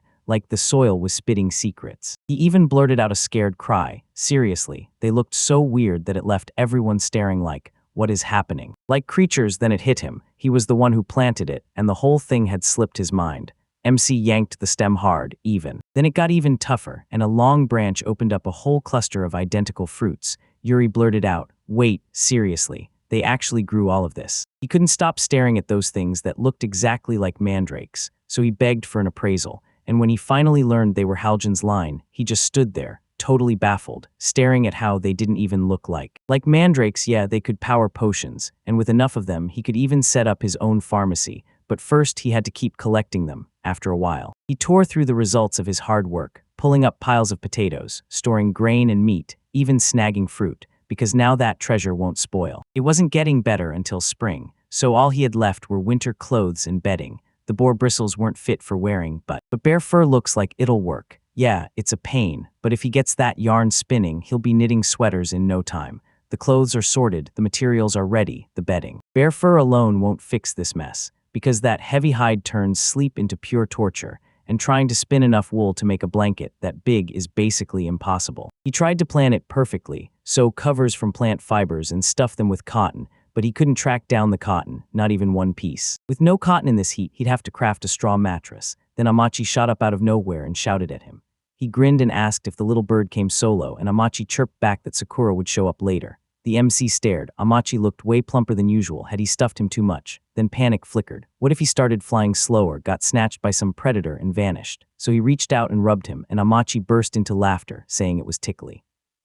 The MC blinked. Nah, not that kind of plump. This was winter shedding, prepping for the cold. Then his eyes snapped wide, winter fluff, and Amachi noticed it too. His eyes looked downright terrifying. Then Yuri broke into laughter and shot back at the bird, thinking, if only I could snag that much fluff too. Amachi snapped at him, stunned. You need feathers. You already built a massive nest, so why in the world would you need anything else? The protagonist shot back to his friend, I don't need a nest, I just want the feathers, and then admitted he'd need a whole lot. A bunch of it, so does he know where to grab more? Amachi pointed and said there was some onion just a bit farther out, and the protagonist blurted, shocked, What? What is it? And right then, a scream tore through the air. The MC instantly knew it was Sakura, getting attacked. He hurled himself outside, and Yuri blurted out in shock. What are these monsters? They're absolutely massive. Look at that wingspan, they're basically around 10 meters tall. Those birds were absolutely massive, and they tore after Sakura without mercy. Amachi shot up and yelled, Luca, they attacked. The protagonist fired the question at him.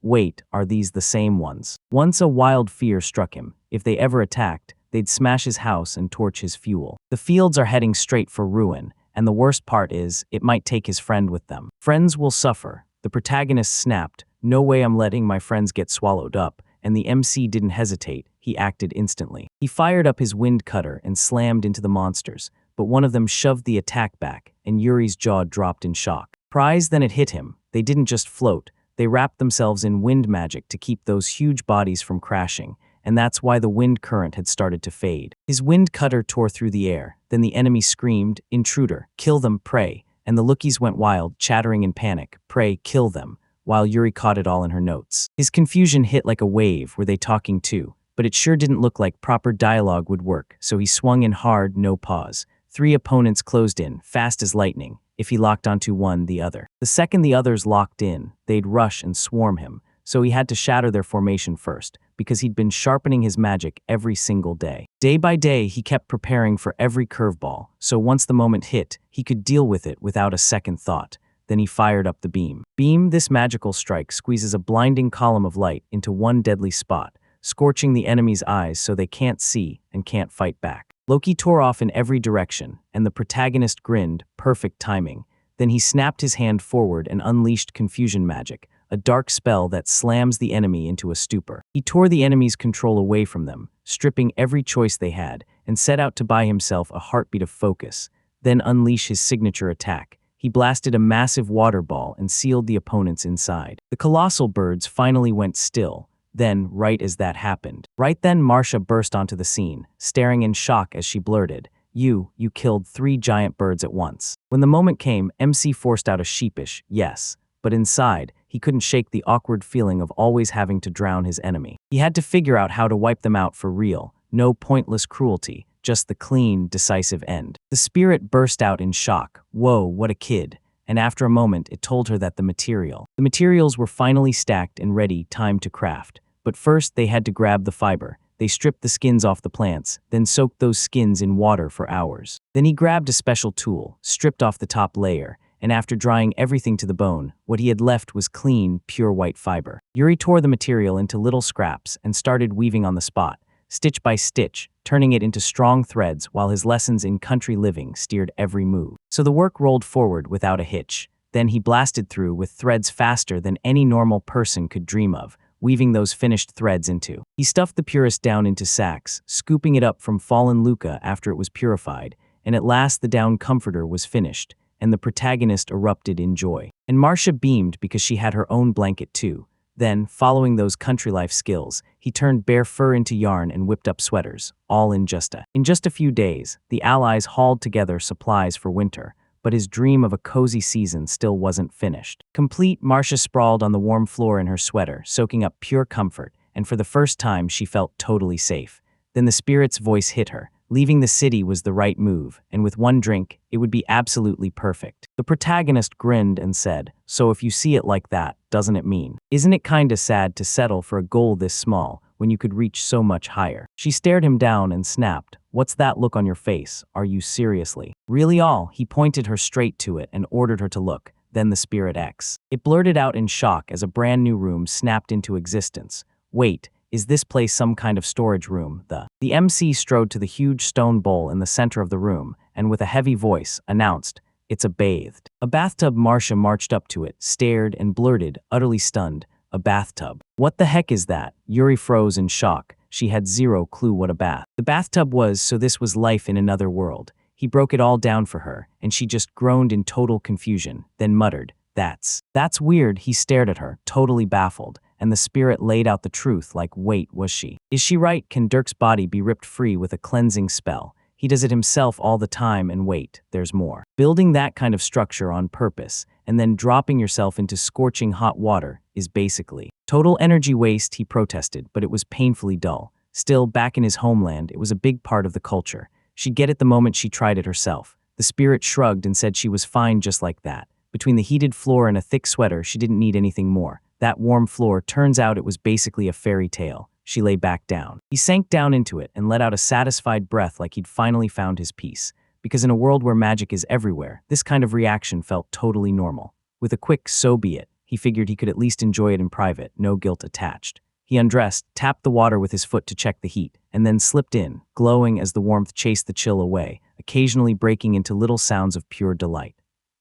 And when Marcia heard those noises, her curiosity snapped to attention. What on earth was he doing in there? MC burst out laughing, all giddy as he declared, "This is the first real bath I've had in forever, pure bliss. Honestly, a giant tub is the best thing ever." And he'd been chasing one dream forever, a hot spring-style bath, just like that, and sure, the hospital let him wash up, but it didn't even come close. The moment he first stepped into this place, he never once thought he'd actually get to soak in a real bath. He could bathe again, and it all happened only because he'd mastered magic. He conjured the heat by mixing water magic with fire magic, so he didn't need anything else. He needed firewood because the water could be reheated, so he'd cleanse himself and scrub the bathroom using magic. No detergents needed. There weren't any towels here either, but he could suck up the extra moisture with water magic, and then pair wind with fire to fake a hairdryer.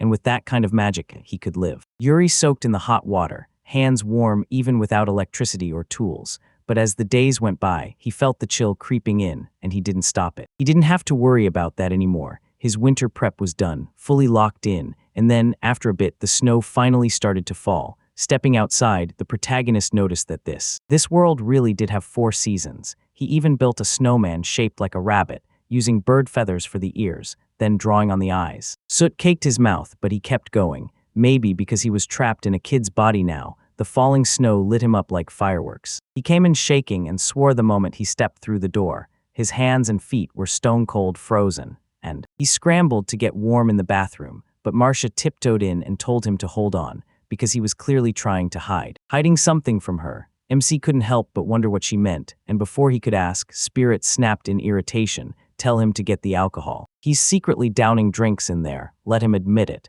You know he snagged something good and hid it from her." Yuri blurted out in pure confusion, "What alcohol?" Because he was still just a kid. Marcia wouldn't let it go, insisting, "Ever since he got that bathtub of his, he's been vanishing. Every other day, right on cue." It felt wildly suspicious, and no way could soaking in hot water alone explain the weird sounds he was making. And now it all clicked for her. He made those exact sounds every single time he took a swig from the bottle, and the protagonist snapped with outrage, realizing those. Spirit took one sip and went, "Whoa, that's the weird part. Like, yep, he's gonna keep pretending he knows nothing. So fine, let her use that tub too and watch her expose him as the total liar he is after." After a while, she looked nothing like herself anymore. Staring into the heat, she let out the same sounds he did as the hot water carried her higher. She's like, "Hold up, what the hell is this?" And then, wow, she admits it's insanely amazing, so from now on she'll be using it too. The protagonist just shrugged. Yeah, that was kinda expected. And the very next day, another. Marcia's little spirit bathtub got installed,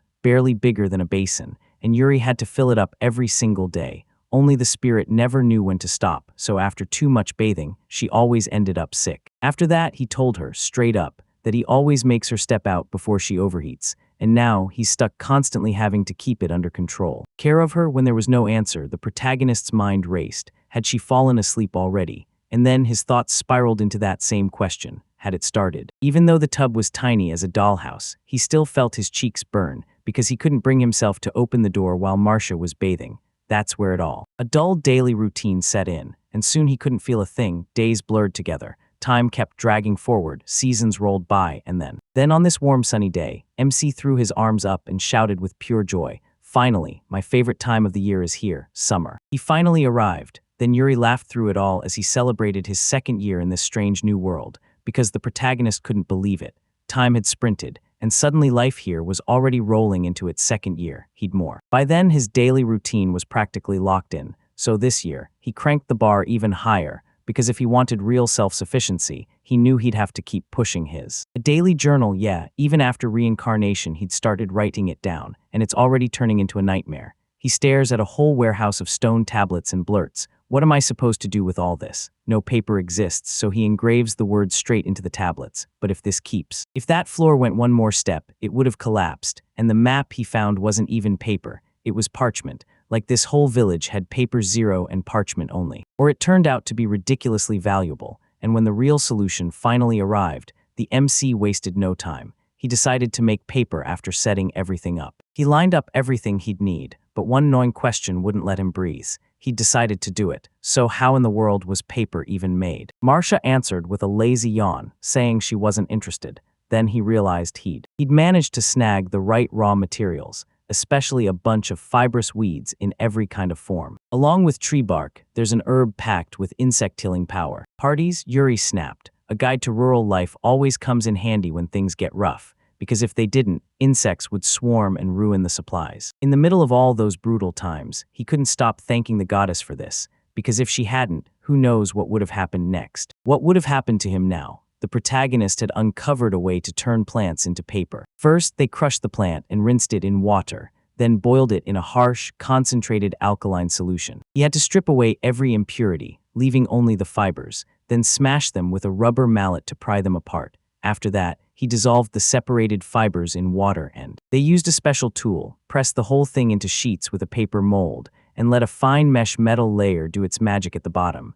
Then the protagonist, with intent, finally spoke. Marcia muttered, furious, eyes narrowed as he tried to gather alkali, a rubber mallet, and that metal mesh, then realized none of it was getting in his hands, not even substitutes, so he even floated the idea of building a magic tablet storage facility, and snapped himself back to reality when he remembered he'd been promising to improve quality all along. How noisy she kept blabbing while he ignored her, because if you set your sights on a goal, you'll always find a way. Ingenuity is the key, and he just needs to gather himself. So first he boils it in concentrated alkali, breaking down the useless plant bits and pulling out the fiber. Maybe magic could pull off the same trick, so he opened his status, peered at his skills, and froze at the words. Dark magic, ****. Decomposition, there it is. Those fibers hold strong, so they'll survive, but only if he's careful, so the junk rots away. Once Yuri finished that tricky bit, he pulled the fiber free. Now he had to smash it down for good, no rubber mallet, because he built in. Earth decided, if it works there, it'll work here. Then he ripped into the fiber, and Marcia blurted that the noise was killing her. The chaos wouldn't let the protagonist catch a wink, so he carved a homemade stone mold and soaked the crushed fiber. He mixed the fiber and water, dumped it all into the mold, and dried it out, because the real key was spreading those fibers evenly. Containers floated in the water, and the contents spread out so evenly they looked like magic. He even wondered, can I pull this off with water magic too? He knew he couldn't do it. The fibers were twisted and uneven under his hands, and wrestling with water alone just wasn't enough to nail something that delicate. Frustration exploded in him as the fibers crumbled to dust, and wood magic failed him too. He never saw so many roadblocks coming just to make paper. Obstacles barreled in his way, but after getting this far, he couldn't quit. He had to find an exit. Later on, Marcia finally showed up and told him she was home, yet the moment she saw how fired up he was, she snapped that he was still at it. Then MC burst out, screaming with pure joy. It worked. Marcia jolted with surprise as Yuri kept talking, finally getting the trick of shifting the fibers for a perfectly and even distribution. Once it was all sorted, the only thing left was to let it dry. Then the paper would be ready to go, and he'd make more before the rush faded. Spirit couldn't help thinking, what a terrifying kind of persistence. At that stretch of distance, Yuri was a walking mystery, because right then, without even realizing it, he accidentally mastered attributeless magic, the only way to bend matter with zero attribute at all. In a world where everyone judged magic by its attribute, this was the kind of breakthrough nobody had ever even dared dream of but the protagonist. He had absolutely no clue. A few days later, he finally stared at the prepared sheets and gasped. It was the real paper, rough against his fingers, and that roughness was the magic. He chopped every sheet into the exact same size, threaded them with a stone needle, and stitched it all together. Then he held up his masterpiece and burst out, "The diary is ready," and the protagonist clutched it close, grinning with that proud, can't-stop-smiling feeling. After all, trying stuff over and over is downright thrilling. Like he went and made his own charcoal pencil from the clay charcoal he'd found, then wrapped it up tight with scraps of paper. Then he grinned like he'd just won, because at last he'd finally tossed those tablets aside. Marcia even noticed how thrilled he looked, and he flashed the same smile right back. And sure enough, when his options opened up, the spirit leaned in and said she had news. A rare ingredient was within reach. He'll be itching to know, right? The MC was totally hooked, so what's the ingredient? She whipped out a maple leaf and blurted, "That's it." Yuri gasped at the sight of a leaf. Wait, could it actually be edible? The spirit told him that the sap from this tree was. He actually used it. Then he stared at the tree sap, and his eyes narrowed as he judged its shape. It was maple syrup, and then the protagonist hit the evaluation button, confirming his gut feeling with a sharp, satisfying click. He said, "No doubt about it, this is a sugar maple leaf, and it's the sap they use to make that legendary syrup. So in this world they call it maple. Does that mean the tree is growing somewhere nearby?" Marcia shrugged. She couldn't know for sure. She'd only found a pile of fallen leaves by pure luck.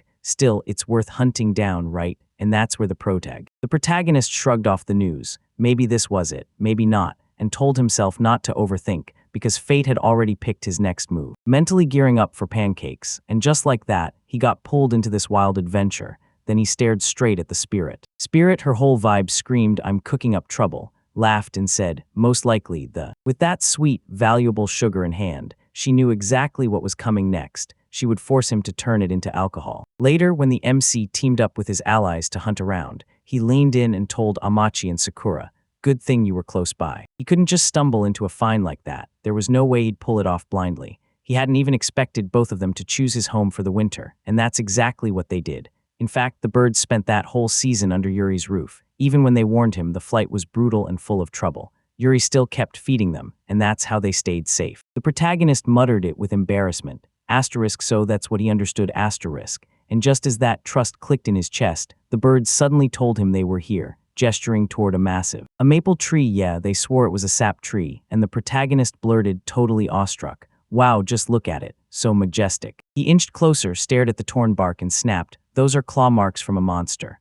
Then the sap started leaking, already slicking the wound, so he dipped a finger into it, tasted it with a quick lick and murmured, "Slightly sweet. And if you could gather this nectar and boil it right, it would make that syrup perfect, except there's one nasty snag. This tree grew all by itself, right here, like it didn't need anyone. With no other trees nearby, and if they took too much sap, the tree would just wither on the spot, so he tried to carefully widen. Yuri widened that old cut, slipped in a tiny branch, and after a short wait she blurted, "What a problem. How much sap does one tree even produce? Isn't cutting it for his cooking and Marcia's booze. Plus, if that tree dies, it's over. There won't be another one, so they'll be forced to gamble on risky choices." When he finally made it back home, the spirit grilled him. Did he manage to extract any sap? They needed answers fast. He burst into laughter at her predictable reaction and asked what he was doing, and when she pressed him, he grinned. He was taking cuttings, slicing up several fresh young maple shoots fast. Shoots so the branches could sink their roots and eventually become a real, full-grown tree.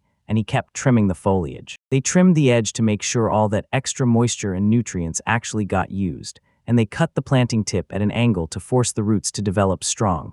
That was the whole point. So they could tap fresh sap just right at their doorstep. Marcia was confused and asked him about how long it would take, and he nodded like, "Yeah, it's about the same stretch of time an oak tree needs to turn into a table." Still stunned, she pressed again. "Wait, what did you say?" And MC just answered, "What's unclear?" The syrup finally hit that boil, and he blurted, "Go." Now you don't have to sweat his resumes future anymore. He'd cranked the heat until the sap started to boil, and while he stirred, Yuri snapped that if he evaporated it down to just the 140th of its volume, it would turn into killer syrup. Marcia flared up. How much exactly? Almost nothing would be left. The protagonist clocked that detail exactly, so of course he'd try the new batch for alcohol. Spirit stared at him like he'd lost his mind and blurted, "Wait, what did you just say?" He actually agreed, but the truth was brutal. Those cuttings would take decades to grow. Still, he grinned and said he'd tap into the tree's magic to blast their growth so they wouldn't be stuck waiting forever. And yeah, he only even found out about me, Paul, because of her. Spirit said his name with pure gratitude. She swore everything was falling into place, until the protagonist admitted, quietly but firmly, he just wanted to save the syrup for pancakes. He went on about cakes, but once again there were no eggs and no milk, so she could at least cling to the idea that his generosity was somehow the point. A few hours later, the syrup was finally ready, and MC blurted out in awe, "This color, this smell, it's real maple, or more like maple syrup." Yuri took a tiny taste, and his face lit up with pure delight. Delighted, he dug in, and the flavor absolutely blew his mind. A noble, deep rush of joy engulfed him. This was real happiness at last, and he couldn't wait, so he decided to try. Marcia snapped at him, insisting he try again. Then Yuri shot back, "I remembered the alcohol, right? Yeah, I remembered." He remembers, and then, right as he keeps pulling his strings, he leans in and tells him, "Dilute the syrup with water. Keep the water steady at around 20 degrees C, then let it sit for a couple of days. The juice holds the secret behind it. Wild yeast, so it'll ferment clean, just like mead, only built around lapels, and yeah, it ends in distillate." Marcia said she was looking, and yeah, something like that will probably be needed again later, but they'll reach those serious moments in time. Can't wait for this. After a while, he finally grabbed the vial and told the spirit. Then, days later, everything went down. The moment it started mumbling that incomprehensible mess again, the protagonist sniffed it, grinned at how good it smelled, then carefully poured the boring contents into a tiny cup and handed it to. He handed it to her and offered a taste, and when Marcia sipped it, pure joy burst out. She couldn't believe she hadn't felt this good in forever. "It felt like I hadn't breathed this hard in forever." Then I looked him dead in the eyes and said, "Thank you so much." The hero laughed and admitted it was proof that his hard work hadn't gone to waste. It hadn't been for nothing. There was only a bit left, so she had to sip it slowly, one dose at a time. The spirit blurted, of course, and she wrung it dry down to the very last drop that same evening. Next day she sighed with regret, "Booze, why is there none?" And the MC shot back, "Because I drank it all." The spirit broke down in tears and demanded, "Then why?" He figured out exactly how many years until the next batch, and then he clocked the truth. She turned pale again. Yuri snapped, telling her he saw no reason to drown in despair, just let her stare out the window while the newest meatball they'd planted was. Marcia blinked in shock. He'd grown so much already, and just a few days ago back then it was nothing but a branch, and the protagonist swore that tree magic did way more than he ever imagined. It started growing from there. Both powers surge in direct proportion to the magic he pours in. Before this, he only used it to help seeds sprout, so he had no idea, but once he tested it on potato seedlings. And just like that, she saw the result. Then the spirit blurted out, "Wait, now I get it." Now she finally understood why the monsters in this forest are so massive and so brutally strong. And that's why every bite hits so juicy and delicious, and her health was perfect. He shot back with biting sarcasm, and then the spirit leaned in and told him the truth. He told him it was all the dense mana choking this forest, and the MC was cut off mid-sentence like he knew something was coming. Marcia froze in surprise. Was there mana swirling in the air around them? And yeah, she confirmed it. This because animals and plants are hit hard by it, like it controls the whole living world. Mana surged in her, then she snapped, "Wait, if he injects mana." Mana drummed in non-stop, then the juice shot out fast, lightning quick. Quickly, he snapped back that he wouldn't, then said, "If I can't," then even more questions hit. Why did the old folks abandon land this good? Marcia hesitated. But because the monsters are so damn strong, Yuri flicked her hand like it didn't matter and snapped, "Come on, this is nonsense. Monsters so easy even a kid could crush them." No, that wasn't it at all. Spirit just figured he was losing his mind. He added that if there was another village nearby, they might figure out why, and then she snapped, "No, there is. I haven't seen a single living soul." Ever since she'd shown up here, he couldn't shake the warning in his head. Curiosity brings trouble, so he'd better not poke around, but if this village was left empty after that cataclysm, he needed to get ready. After a while, Sucker finally told him about another human village. The birds shot up into the sky and Amachi barked at his partner, "Let her see, this really is a village." The protagonist nearly jumped, like, "Wait, people live here." Then the birds cut him off. "Nope. There aren't any, it's ancient." He went quiet, thinking hard. Noted, so there's another abandoned village out there, and this one isn't the whole story. But until he uncovers the truth, his anxiety keeps gnawing at him. Anxiety wouldn't let him breathe, so he rounded up his pets and begged, "Can you take me there?" The birds chirped, "No problem," and then Marcia stepped in. He asked, confused, "Take me where?" The protagonist said it looked like there was another abandoned village over there, and he was going to check it out, and the spirit only wished him a safe journey. As he strode away, she followed him with her eyes, still hearing his sweet talk to the birds, and she couldn't stop wondering, could this kid ** really * speak to them?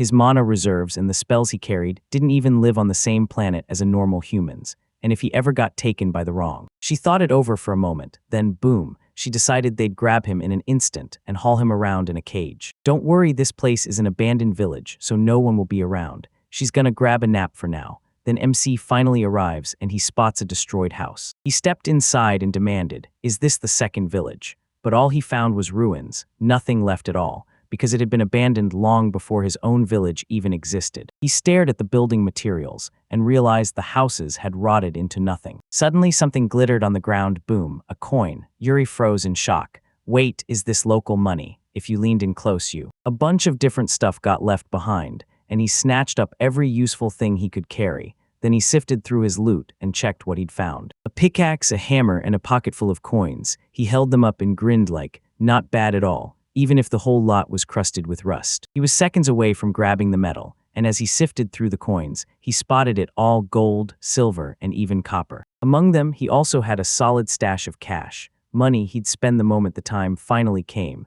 because these were still unclaimed. Staring at that tiny bag, he made up his mind, time to test it. Maybe something had him in its grip. Turns out it was a magical bag, an artifact that could carry tons of stuff, but right then it was dead in the water. Mana had drained out completely. The protagonist shrugged and said magical gear was tough, perfect for farm work, and he'd dig into it later. Right then his pets burst in and told him they'd tracked down food, so he cheered them on, and there, inside the pod, he found soybean after soybean, the same kind of crop Earth had, and that meant everything improved fast. They'll make the soil better, but you've got to tend them with care. Keep planting the same thing and the ground gets drained fast. The protagonist grinned. Wait, is that really what's here? Soybeans turn into miso and soy sauce. Sauce and tofu, and the wild chance to rebuild the roots of Japanese culture in this world. The possibilities keep exploding, but if we keep growing everything in the same spot, the soil will drain dry and sickness will come crawling in. So this spot could basically become a second field, and it didn't look like it was stocked with just soybeans either. Then he murmured, hold up, this is way too soon to celebrate, because the villagers' disappearance mystery only got darker and stranger, and it didn't look like they'd just vanished on purpose. He ditched so many life-saving supplies and bolted. This wasn't some small scare. Was it a natural disaster, or did some unknown, terrifying monster do it? Questions piled up fast, but practically no answers. Staying here was asking for trouble, so he cut his losses for today and bolted out, already thinking he'd need a real plan to beef up his home's defenses. Meanwhile, miles away in the village of End, a few dozen kilometers from the chaos, the villagers packed into the council hall, talking in frantic circles, totally baffled by what was going on. Could it really be true? Luca, the evil one who ruled the forest, had vanished. After all, they'd ruled that place for generations, and it was their doing that left the nearby villages in ruins and empty. But if that news hit confirmed and real, it would be pure joy, because after decades, they'd finally crawl back into the forest's riches. Odell, the village elder, grabbed their attention and snapped, "We've got to start preparing to scout it for themselves, because they couldn't just trust rumors."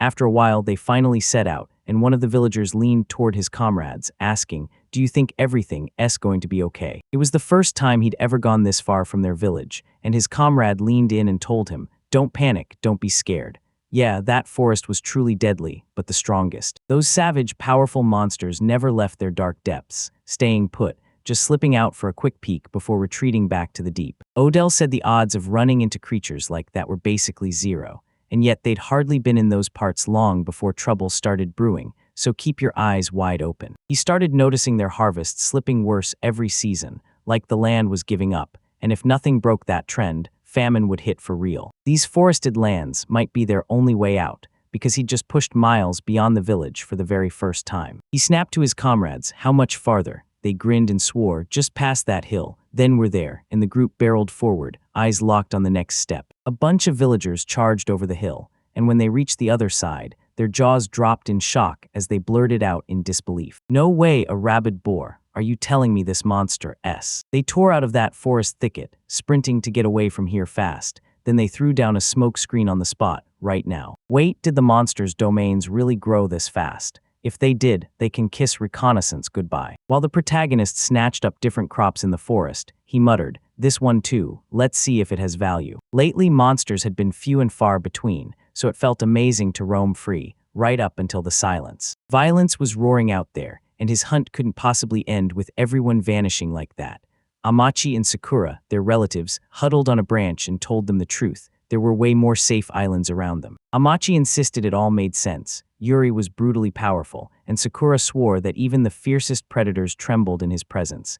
Yeah, Amachi said it again. Even the toughest predators shook before him. A little over a year had snapped by since Yuri was reborn into this world, and the order in the forest was still treating her like an unknown threat, like they'd once considered her, then stopped. That deadly place had been twisted into something unrecognizable. Animals started fleeing his settlement. And then Luca. The old masters vanished from these lands, and fresh monsters surged toward the plains, tearing through the thickets and splitting everything wide open. And because the people from other villages were cut off too, these lands grew even more untouchable to humans and just kept getting worse for them to reach. His home stayed a secret, tucked away from prying eyes, until one day everything changed, because he was out there gathering fire. Sparking sparks, he expertly hacked firewood apart with his sword, while the 5th year of his life in that strange new world kicked off, and after he'd smashed through a pile of fuel resources, he finally said, "But I think that's enough for today." Marcia pointed at his weapon and said, "That thing is ridiculously sharp." He grinned and answered, "It's sharp because the blade is forged with earth magic. The more mana he dumps into the steel, the sharper it slices, harder, deeper, unstoppable. All right, break time. Lunch, while he's prepping the... While everyone was eating, the MC started thinking about all the wild stuff he'd cooked up over the years, like that meat ferment he called almost soy sauce. The smell was so mouthwatering he blurted out loud like, "Man, I can't believe this aroma." Marcia let out a loud objection, but you could tell she wasn't thrilled. Spirit took a sip from her cup and blurted out in delight, raving about that wild apple cider that tasted like pure magic. Yuri thought, that's not for me to let slide. He'd already whipped up handy household tools and brand new vegetables, but his biggest. That creation became the wall he threw up around the settlement, spreading in a massive circle for a full kilometer in radius. It swallowed the land. With its cold, massive presence, this barrier looked like an unbreakable fortress, until, for years, that eerie giant buried in the forest stayed hidden. No one ever laid eyes on it. For years they'd stayed gone, until today, when Odell and his granddaughter Donna finally stumbled onto the protagonist's settlement, right after they'd escaped They'd been chasing them nonstop, but now the monsters were staring up like they'd just survived too, and the next thing they knew, they spotted a towering wall rising in front of them. Odell blurted out, stunned, "What kind of miracle is this? Where did this even come from?" Donna stared at that impossible structure, then turned to her grandfather like, "Wait, you've been here before, right? Because if you had, wouldn't a whole new settlement have popped up since then?" The old man pressed his hand to the wall, and his breath caught as he stared at the crazy craftsmanship. This kind of massive masterpiece demanded brutal resources and insane effort, and something terrifying was likely standing watch just ahead, an outpost of raw power right in front of him. Donna blurted out an alarm, then Odell snapped back, "So the invaders just hit our lands." He couldn't ignore it, and they had to. To race back and spill the results, his granddaughter nodded and agreed. Right then, the protagonist locked onto them from the observation point, and blurted out, wide-eyed and stunned, "What is this?" Odell and Donna stared at him, stunned to the bone, the protagonist. Dragonov's detection skill flared to life, and he rushed to investigate, only to realize the scene wasn't empty because people were there. He just stood there totally bewildered. Wait, is this a kid for real? And who in their right mind would dare raise children in? So in this deadly forest, MC's mind raced. What was he supposed to do next? What if it got so bad that they started grumbling like, "He built all this, yeah, and..." Suspicion sparks in his eyes, he has to torch it. The elder thinks, if this boy. The boy yells for the adults because if they don't move, they're toast. What do we do? They both go in sta. They snapped to the same decision, no matter what came next, and bowed to each other at once, begging forgiveness with bared, trembling hearts and mercy. Then both of them froze, staring at each other in pure shock. Yuri swung the gate open for them, threw in a quick apology, and admitted he never thought anyone would be here. That's why he looked so lost. Odell flat out said no, because they'd jumped to conclusions. Even the religions begged him for forgiveness, and they all bowed like their hearts were cracked open. Donna just stared and blurted, "I never thought anyone actually lived out here in this forest." Thank God they finally understood each other, because right as that clicked, the protagonist realized he was about to be terrified that if the locals turned on him, he'd be forced to throw hands. But these two didn't look like troublemakers at all. But what were they really up to? Even they looked lost, so he had to get every answer, and he leaned in and asked, "Did you have some?" They had come for business here, but Odell cut him off with a flat no. This meeting was pure coincidence, and those guys were just from the nearby village of End. The protagonist spoke up, and the village elder nodded. Old man's words sealed it. He thrust out a hand with a piece of fruit and said they were hunting for food. Then monsters came charging, and they barely slipped away. MC said, "Got it, that's the whole picture." He yanked the gate open wider and waved them in. Yuri paused inside, because chatting on the threshold felt plain wrong, so he demanded they come in, and the uninvited guests blinked in confusion before agreeing to his invitation.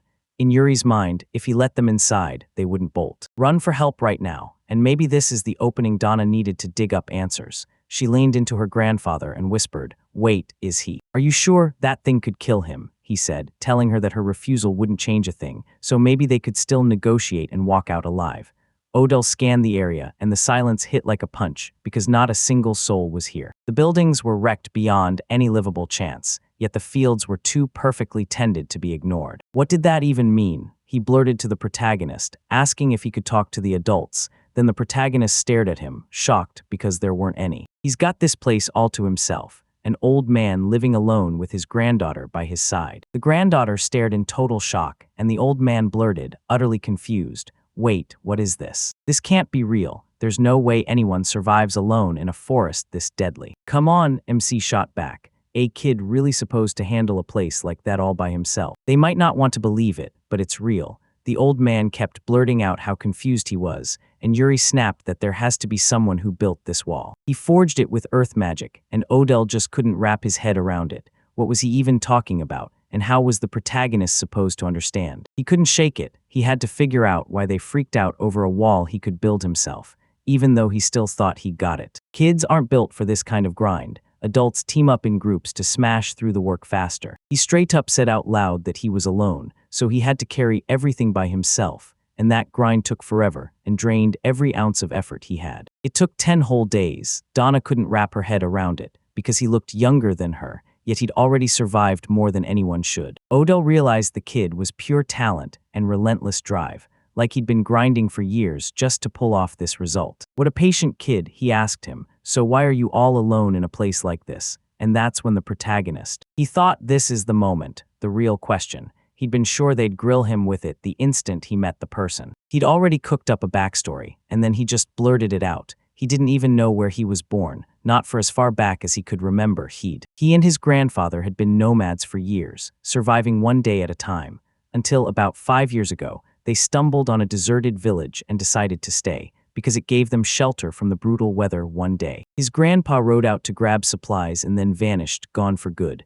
Something had to have happened out there, yet he still clung to one hope. His grandpa would come back someday, and he kept waiting right here. He tried to cover it with awkward lies, praying they'd buy it. Then boom, the guests broke down, Donna wiping tears as she apologized for bringing up the past, and Odell kept wiping more. Tears streaked down his face, and that raw honesty screamed how loyal he was, while the MC sank into shame, thinking, they're really good people, and then catching himself feeling weirdly awkward too. The old man squinted at the gorgeous fields and asked if Yuri's grandfather had planted all this. Yuri nodded fast, saying yeah, he takes care of them now, tending the crops himself, using the farming tricks he taught him. He stared like he couldn't get enough. The elder leaned in, hungry for details, and asked if he could inspect everything up close. Of course, the protagonist shot back. Then the old man crouched beside the plants, eyes wide and blurted. Unbelievable, look at these leaves. And this soil, it's not just good, it's rare. Finding soil this top tier is rare, right? The protagonist asks if Odell is a farmer too, and Odell says, yeah, I am, because their whole village lives and breathes off agriculture. But in the past few years, crop failures have been slamming towns all across the country, and right now, their village is teetering on the edge of famine. Ramen meant everything, so they risked their lives to hunt food while the MC stared outside, totally lost about what was happening. The old man bluntly asked if he could handle that massive harvest alone. Could he? Yuri shot back that he had it under control. But there was still some left. Odell admitted it with a shaky, sheepish grin. Then he leaned in and said, I've got a proposition. And the protagonist shot back. They're going to ask for the harvest, yeah. The elder replied exactly that. And sure, it didn't come free because he had one more demand. He'd been farming forever, so he moved through this place like he owned the ground, because the land and harvest here blew the kind they had back in his village clean out of the water. Honestly, this was the kind of power that only someone with skills beyond their years could pull off. So could the protag actually come to the village and lend a hand with his talent? The villain blurted out, stunned. Wait, what did he say? When the guests finally stepped into his house, he snapped, and dropped the next words. He ordered them to ditch their shoes right at the threshold and step inside.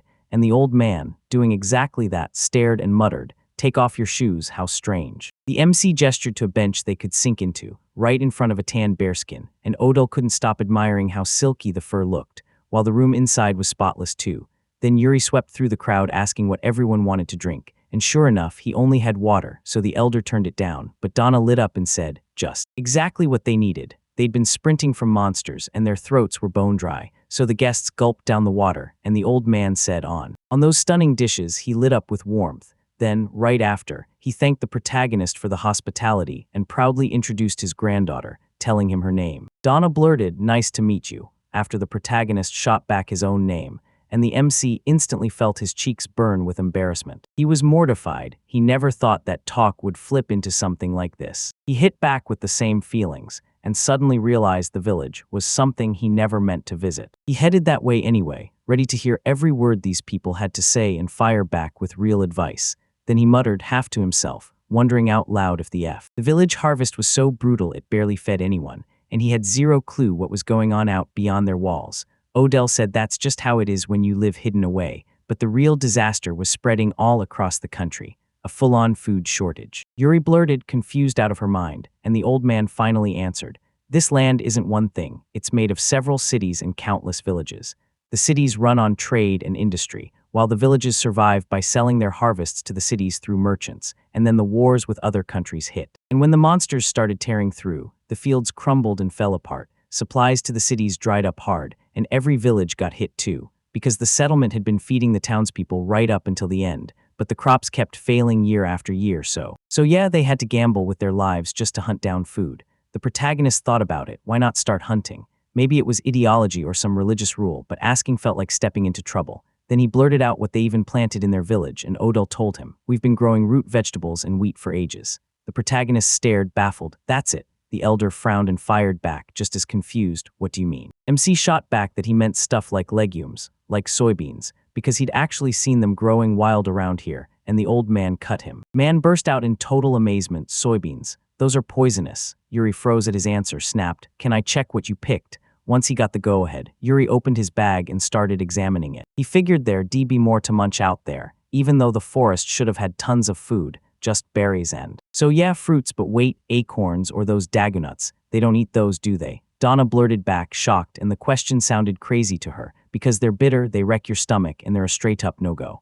Then the truth slammed into the protagonist. These folks are ridiculously conservative, and they're terrified of getting poisoned. After everything they'd been through, they never dared to snack on anything that looked even remotely inedible.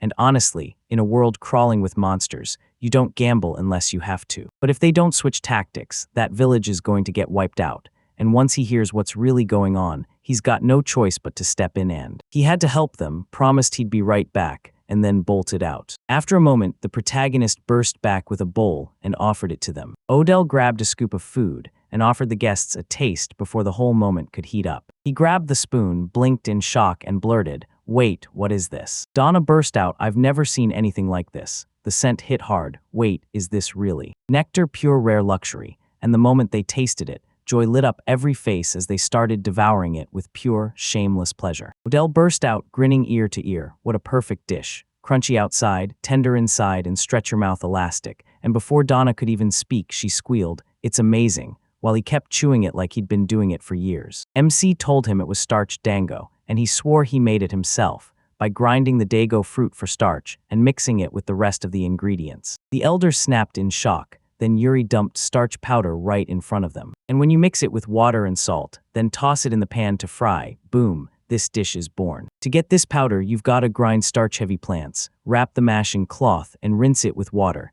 Now get ready, because the real hunt starts when you're chasing that. The starch will soak straight through the cloth and sink to the bottom, so you pour off the top layer of water, rinse again, and keep repeating until the sediment turns bright white. Then you dry everything, and boom, that's how the powder is born." The old man froze, stunned beyond belief. "It's believable, but this nectar isn't sweet at all. It's made from bitter dago fruits, and the fruits themselves aren't bitter at all, way sweeter than you'd think." The protagonist grinned and said, "Just soak them in water to strip the bitterness, then they turn downright delicious."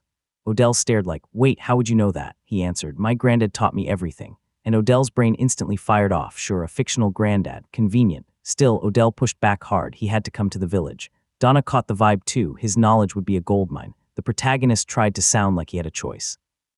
But nope, well great, he thought. Now I'm trapped. They're pushing me so hard. And honestly, part of him wanted to see how these people really lived. And honestly, knowing how things really work around here will save him later. Sure, you stay careful, but you don't have to treat everyone like they'll betray you. He stared them down and snapped, "All right." Then once he finished seeing his guests off, he promised he'd help them later, and he said it to Marcia. When the harvest finally wraps up in the fields, they'll head straight for the village of End, so she stared at him in shock and demanded, "Will you be back soon?" He looked just as stunned, and that was that, so she didn't go. The spirit bowed and begged for forgiveness because she'd already warned him. Almost nobody would recognize her, and they'd just brand her a nuisance all over again. "She'll be waiting right here, so just let him leave her some food." Confused, MC asked, "Okay, but can she even open the lids on the wine or the potion?" Marcia then shot back that he had nothing to fear, and that was that. She could rip the contents out with magic. After all, she was the spirit of wine, so Yuri just froze, confused out of his mind. Wait, she can do that, then why drag him into it? The spirit chuckled like it was obvious. "Of course it's better when someone pours for me." He nearly choked on indignation at how cunning she was, and about 3 months had slipped by since that promise to reach the village of End by the end of summer. Then one day there, a thunderous knock hit the gate, and when the protagonist stepped out, his new allies were waiting, backed by a cart packed with people. Odell grinned like he'd just won the day, and Donna lit up the moment she saw him. They finally caught sight of each other again after a while, and the driver spun his head around, eyes wide with fear. MC leaned in and asked if they'd made it here without a single problem. The elder nodded hard, crediting the monster-repelling amulet he'd handed over, stuffed with scented little balls made from lucka bird droppings. MC grinned and said it was all set, they could finally go. Then the old man demanded to see the harvest MC wanted to give the village, and Yuri reached into his magic bag and showed it. She snapped the bag shut, patted it like it was magic, and told him, "Don't freak out, everything you need is right in here." Donna burst out in shock. "What? How does all of this fit in there? What kind of bag is that?" Still in the cart, he leaned back and told them, "I grabbed a few more for now, everything else I'll pick up in the village." Potato sat at the bottom of the cart, and when he jabbed at the bag, everyone stared, because he said it was his grandfather's, and he was sure he'd done the right thing, fixing this. That magical object he snagged in some other abandoned village saved him. Now he could dodge showing off his storage magic, and he fully planned to keep his real skills and magic locked down as a secret. Odell whipped around and asked, "By the way, can you tell me how you cook soybeans?" The protagonist shot back because yeah, they never got to talk about it last time.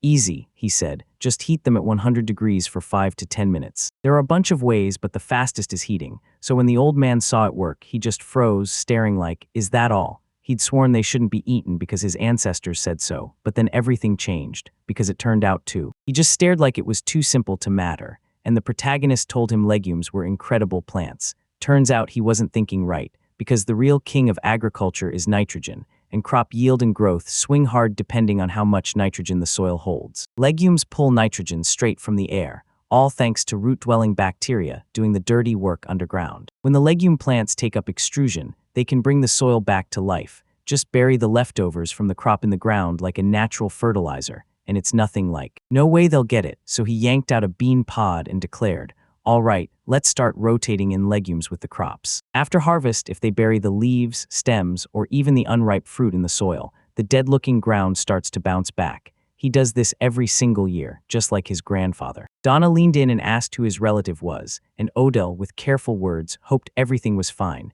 Then, once he came back, he decided leaving someone from their village behind was the smart move so he'd know his grandson was safe. MC just smiled and waved it off. "Don't worry about it." He shoved a note into his hands, because he couldn't risk telling them the truth, that his grandfather was gone. After a little wait, Donna burst out, "There she is," and the girl snapped her gaze to the protagonist, saying, "Welcome. Welcome to their village." He stared in pure shock, expecting it to match the size of his hometown, but it was nothing like that. But it blew past his expectations. Everything was bigger, louder, and way more alive, with people darting around everywhere. Workers buzzed through every corner, and as they worked, everyone rushed up to shower the elder with congratulations. When he came back, he pointed straight at the protagonist and demanded, "Wait, is this the same Yuri? Let him introduce you," he said, and the villagers wasted no time telling the MC just how amazing it was. So yeah, he'd finally made it, and turns out he really lived out in that terrifying forest.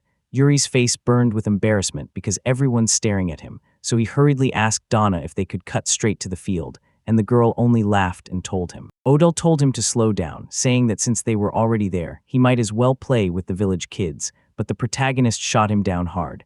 Then they hit the field, and the protagonist stared at the dirt and the scrappy, weak grass like, so that's it. So that's the truth. Earth is really getting weaker, and it's not just the exhausted soil anymore.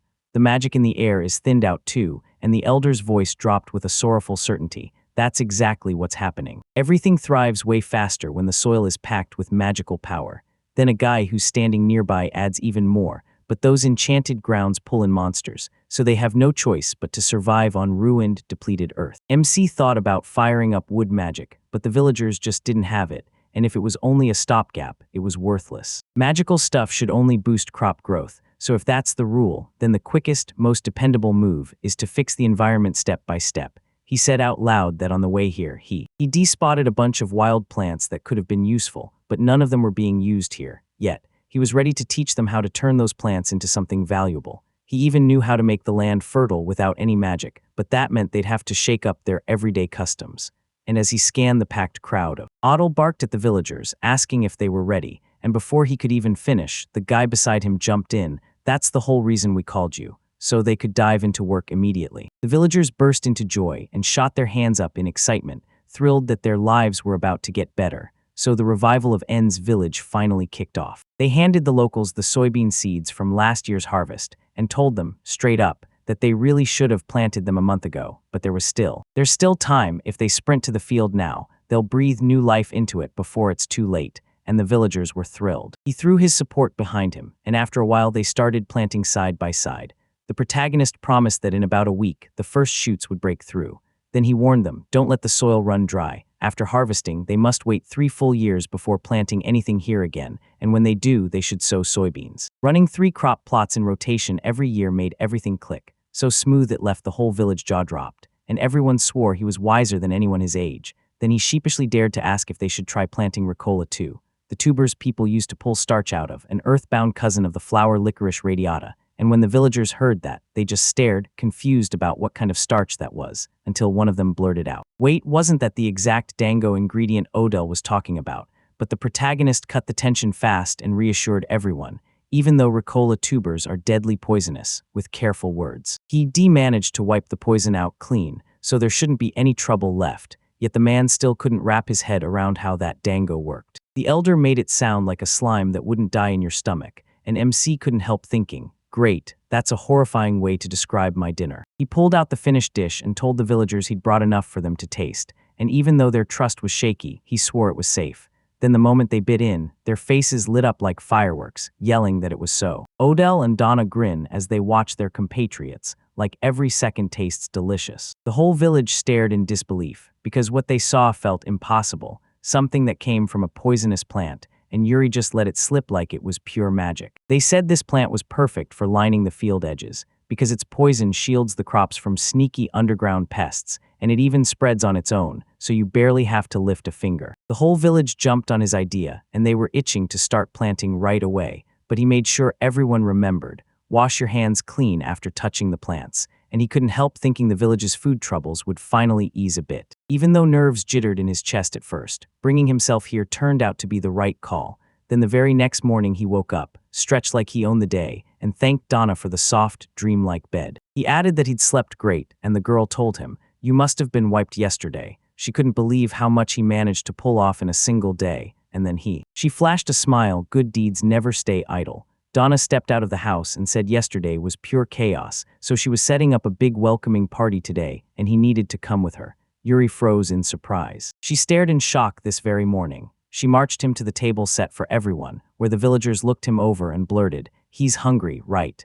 and then practically urged him to dig in and eat as much as he could. The girl shrank back, sheepish as ever. This welcoming table was modest to the point of disbelief, and the protagonist stared at it in shock. He cut in with a sharp, "No, stop right there. Like, enough," and just like that, it was over for him. He stared at one of the dishes and blurted, totally confused, "Wait, is that meat? I thought we weren't even eating that. What kind of meat was this? Donna lined in and told him it was from the emir's animal. This animal is basically the world's prized cattle. Its wool sells for a fortune, so the villagers raise them just like ordinary cows. He blurted in shock, I saw them yesterday, and they were downright adorable. Then the girl leaned in and said, for them, meat is true treasure. We only treat ourselves on special occasions. The protagonist shot a confused look, like wait, did she really set all this up just for me?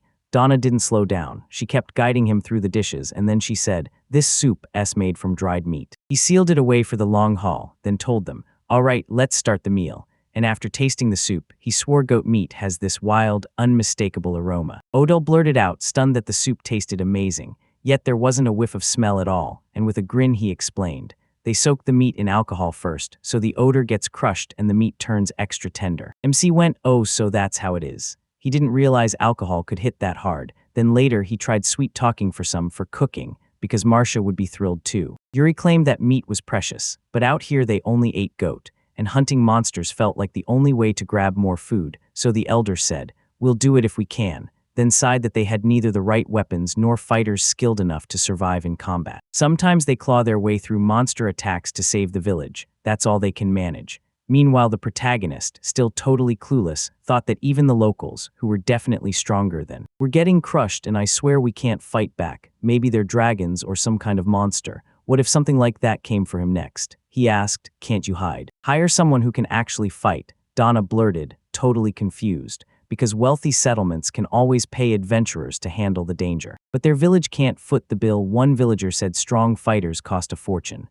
The girl shot back, sure, but sometimes adventurers drop by and stay the night. Odell said that when a monster shows up, they rush in right then and there, right as the loud gong blasts through the air. It hit the air and suddenly everyone snapped to attention, panicking as the protagonist blurted out, what is that? Donna shot back, it was the monster's warning. When the lookout screamed, it was coming from the tower. Slam the gates shut. Women and kids go home. Lock the gates down with every blade you've got. The girl named. MC followed her and he muttered, it's gotta be the obvious. These people are used to this.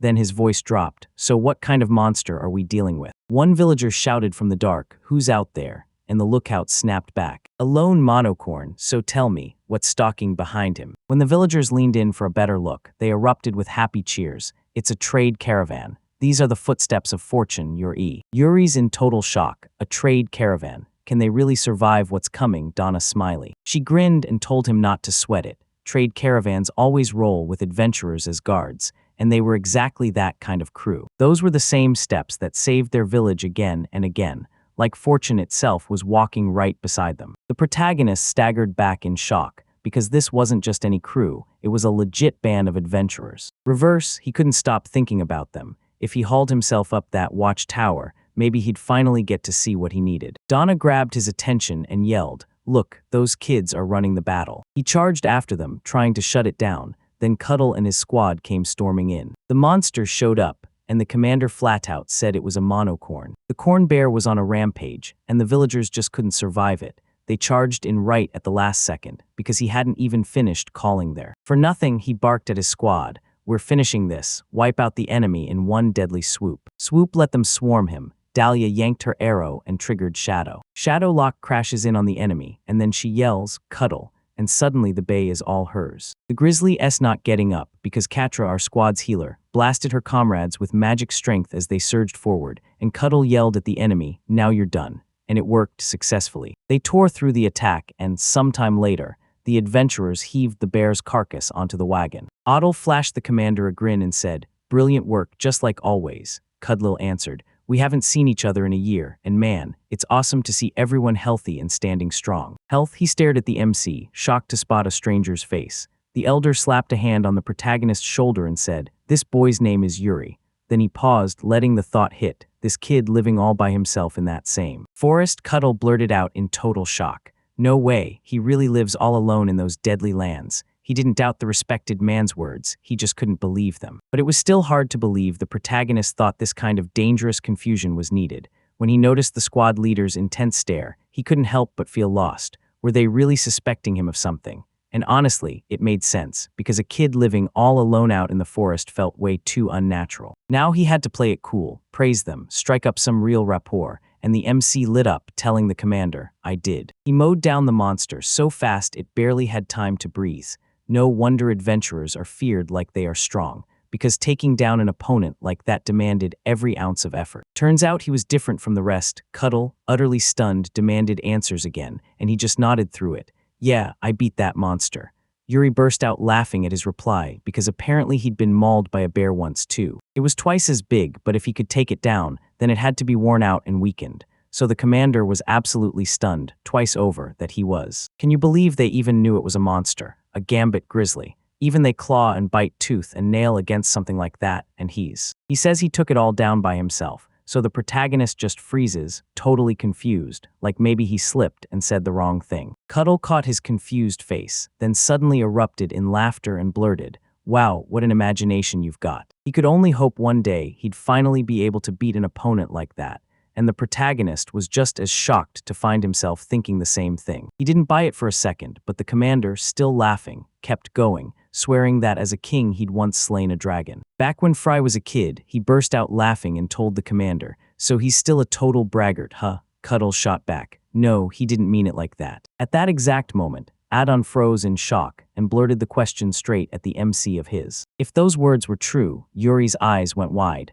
Who the hell was this guy? The man, flushed with embarrassment, blurted out an apology for his insolence and introduced himself as Adon, the manager of this trade caravan. He shot a finger at the adventurers and said, "Those are our guards, a crew called the Strides of Fortune," and then Cuddle stepped in, telling him his name and proudly confirming he was the commander of his own group. Adon leaned in and told the protagonist about that brutal gambit. Now that he had it, did he even have the materials? Cuddle cut him off, warning him not to swallow childish tales like truth. He yanked out his magic bag, grabbed a bone and blurted, "Look, there's barely any skin or meat left, just bones and the rest of this mess." The manager and Cuddle just froze in confusion, staring at it. Then Adon snatched the bone, inspected it. He gasped in shock, this size, this density. The smell is real, no doubt about it. The commander stared, mouth hanging open, yelling in pure disbelief. That can't be. Did he really just kill it?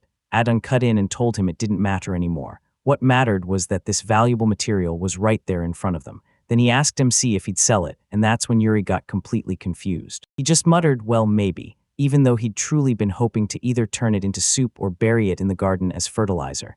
And then the manager, unable to hide his shock, blurted out in surprise, "What? Wait, what is he even talking about? Those monster bones are absurdly rare and everyone's fighting over them. One single piece could buy you a whole gold coin," and the protagonist just freezes, staring like, "What? A gold coin for one piece?" In this world, a single coin could buy you around 100,000 yen, and he never saw it coming how valuable it was. Plus, he doesn't even know the name of the country he's in, has zero life experience to speak of, and honestly, this is the perfect chance to grow. He's about to learn. With that in his head, he dug into his bag again and said, "He's got that too." Out came a dried bear gallbladder, medicinal as hell, something the protagonist planned to cash in with a merchant to wipe out all that excess junk. Adon stared, stunned to the point of choking like, "What? He's never even laid eyes on this massive stash of bear bile." He blurted out, grinning like a kid, "Tell you what, sell it to me, 3 gold coins, easy." Then the MC shoved his hand back into his bag, and the merchant nearly fainted as he blurted his question. Confusion, so he asked himself, anything else?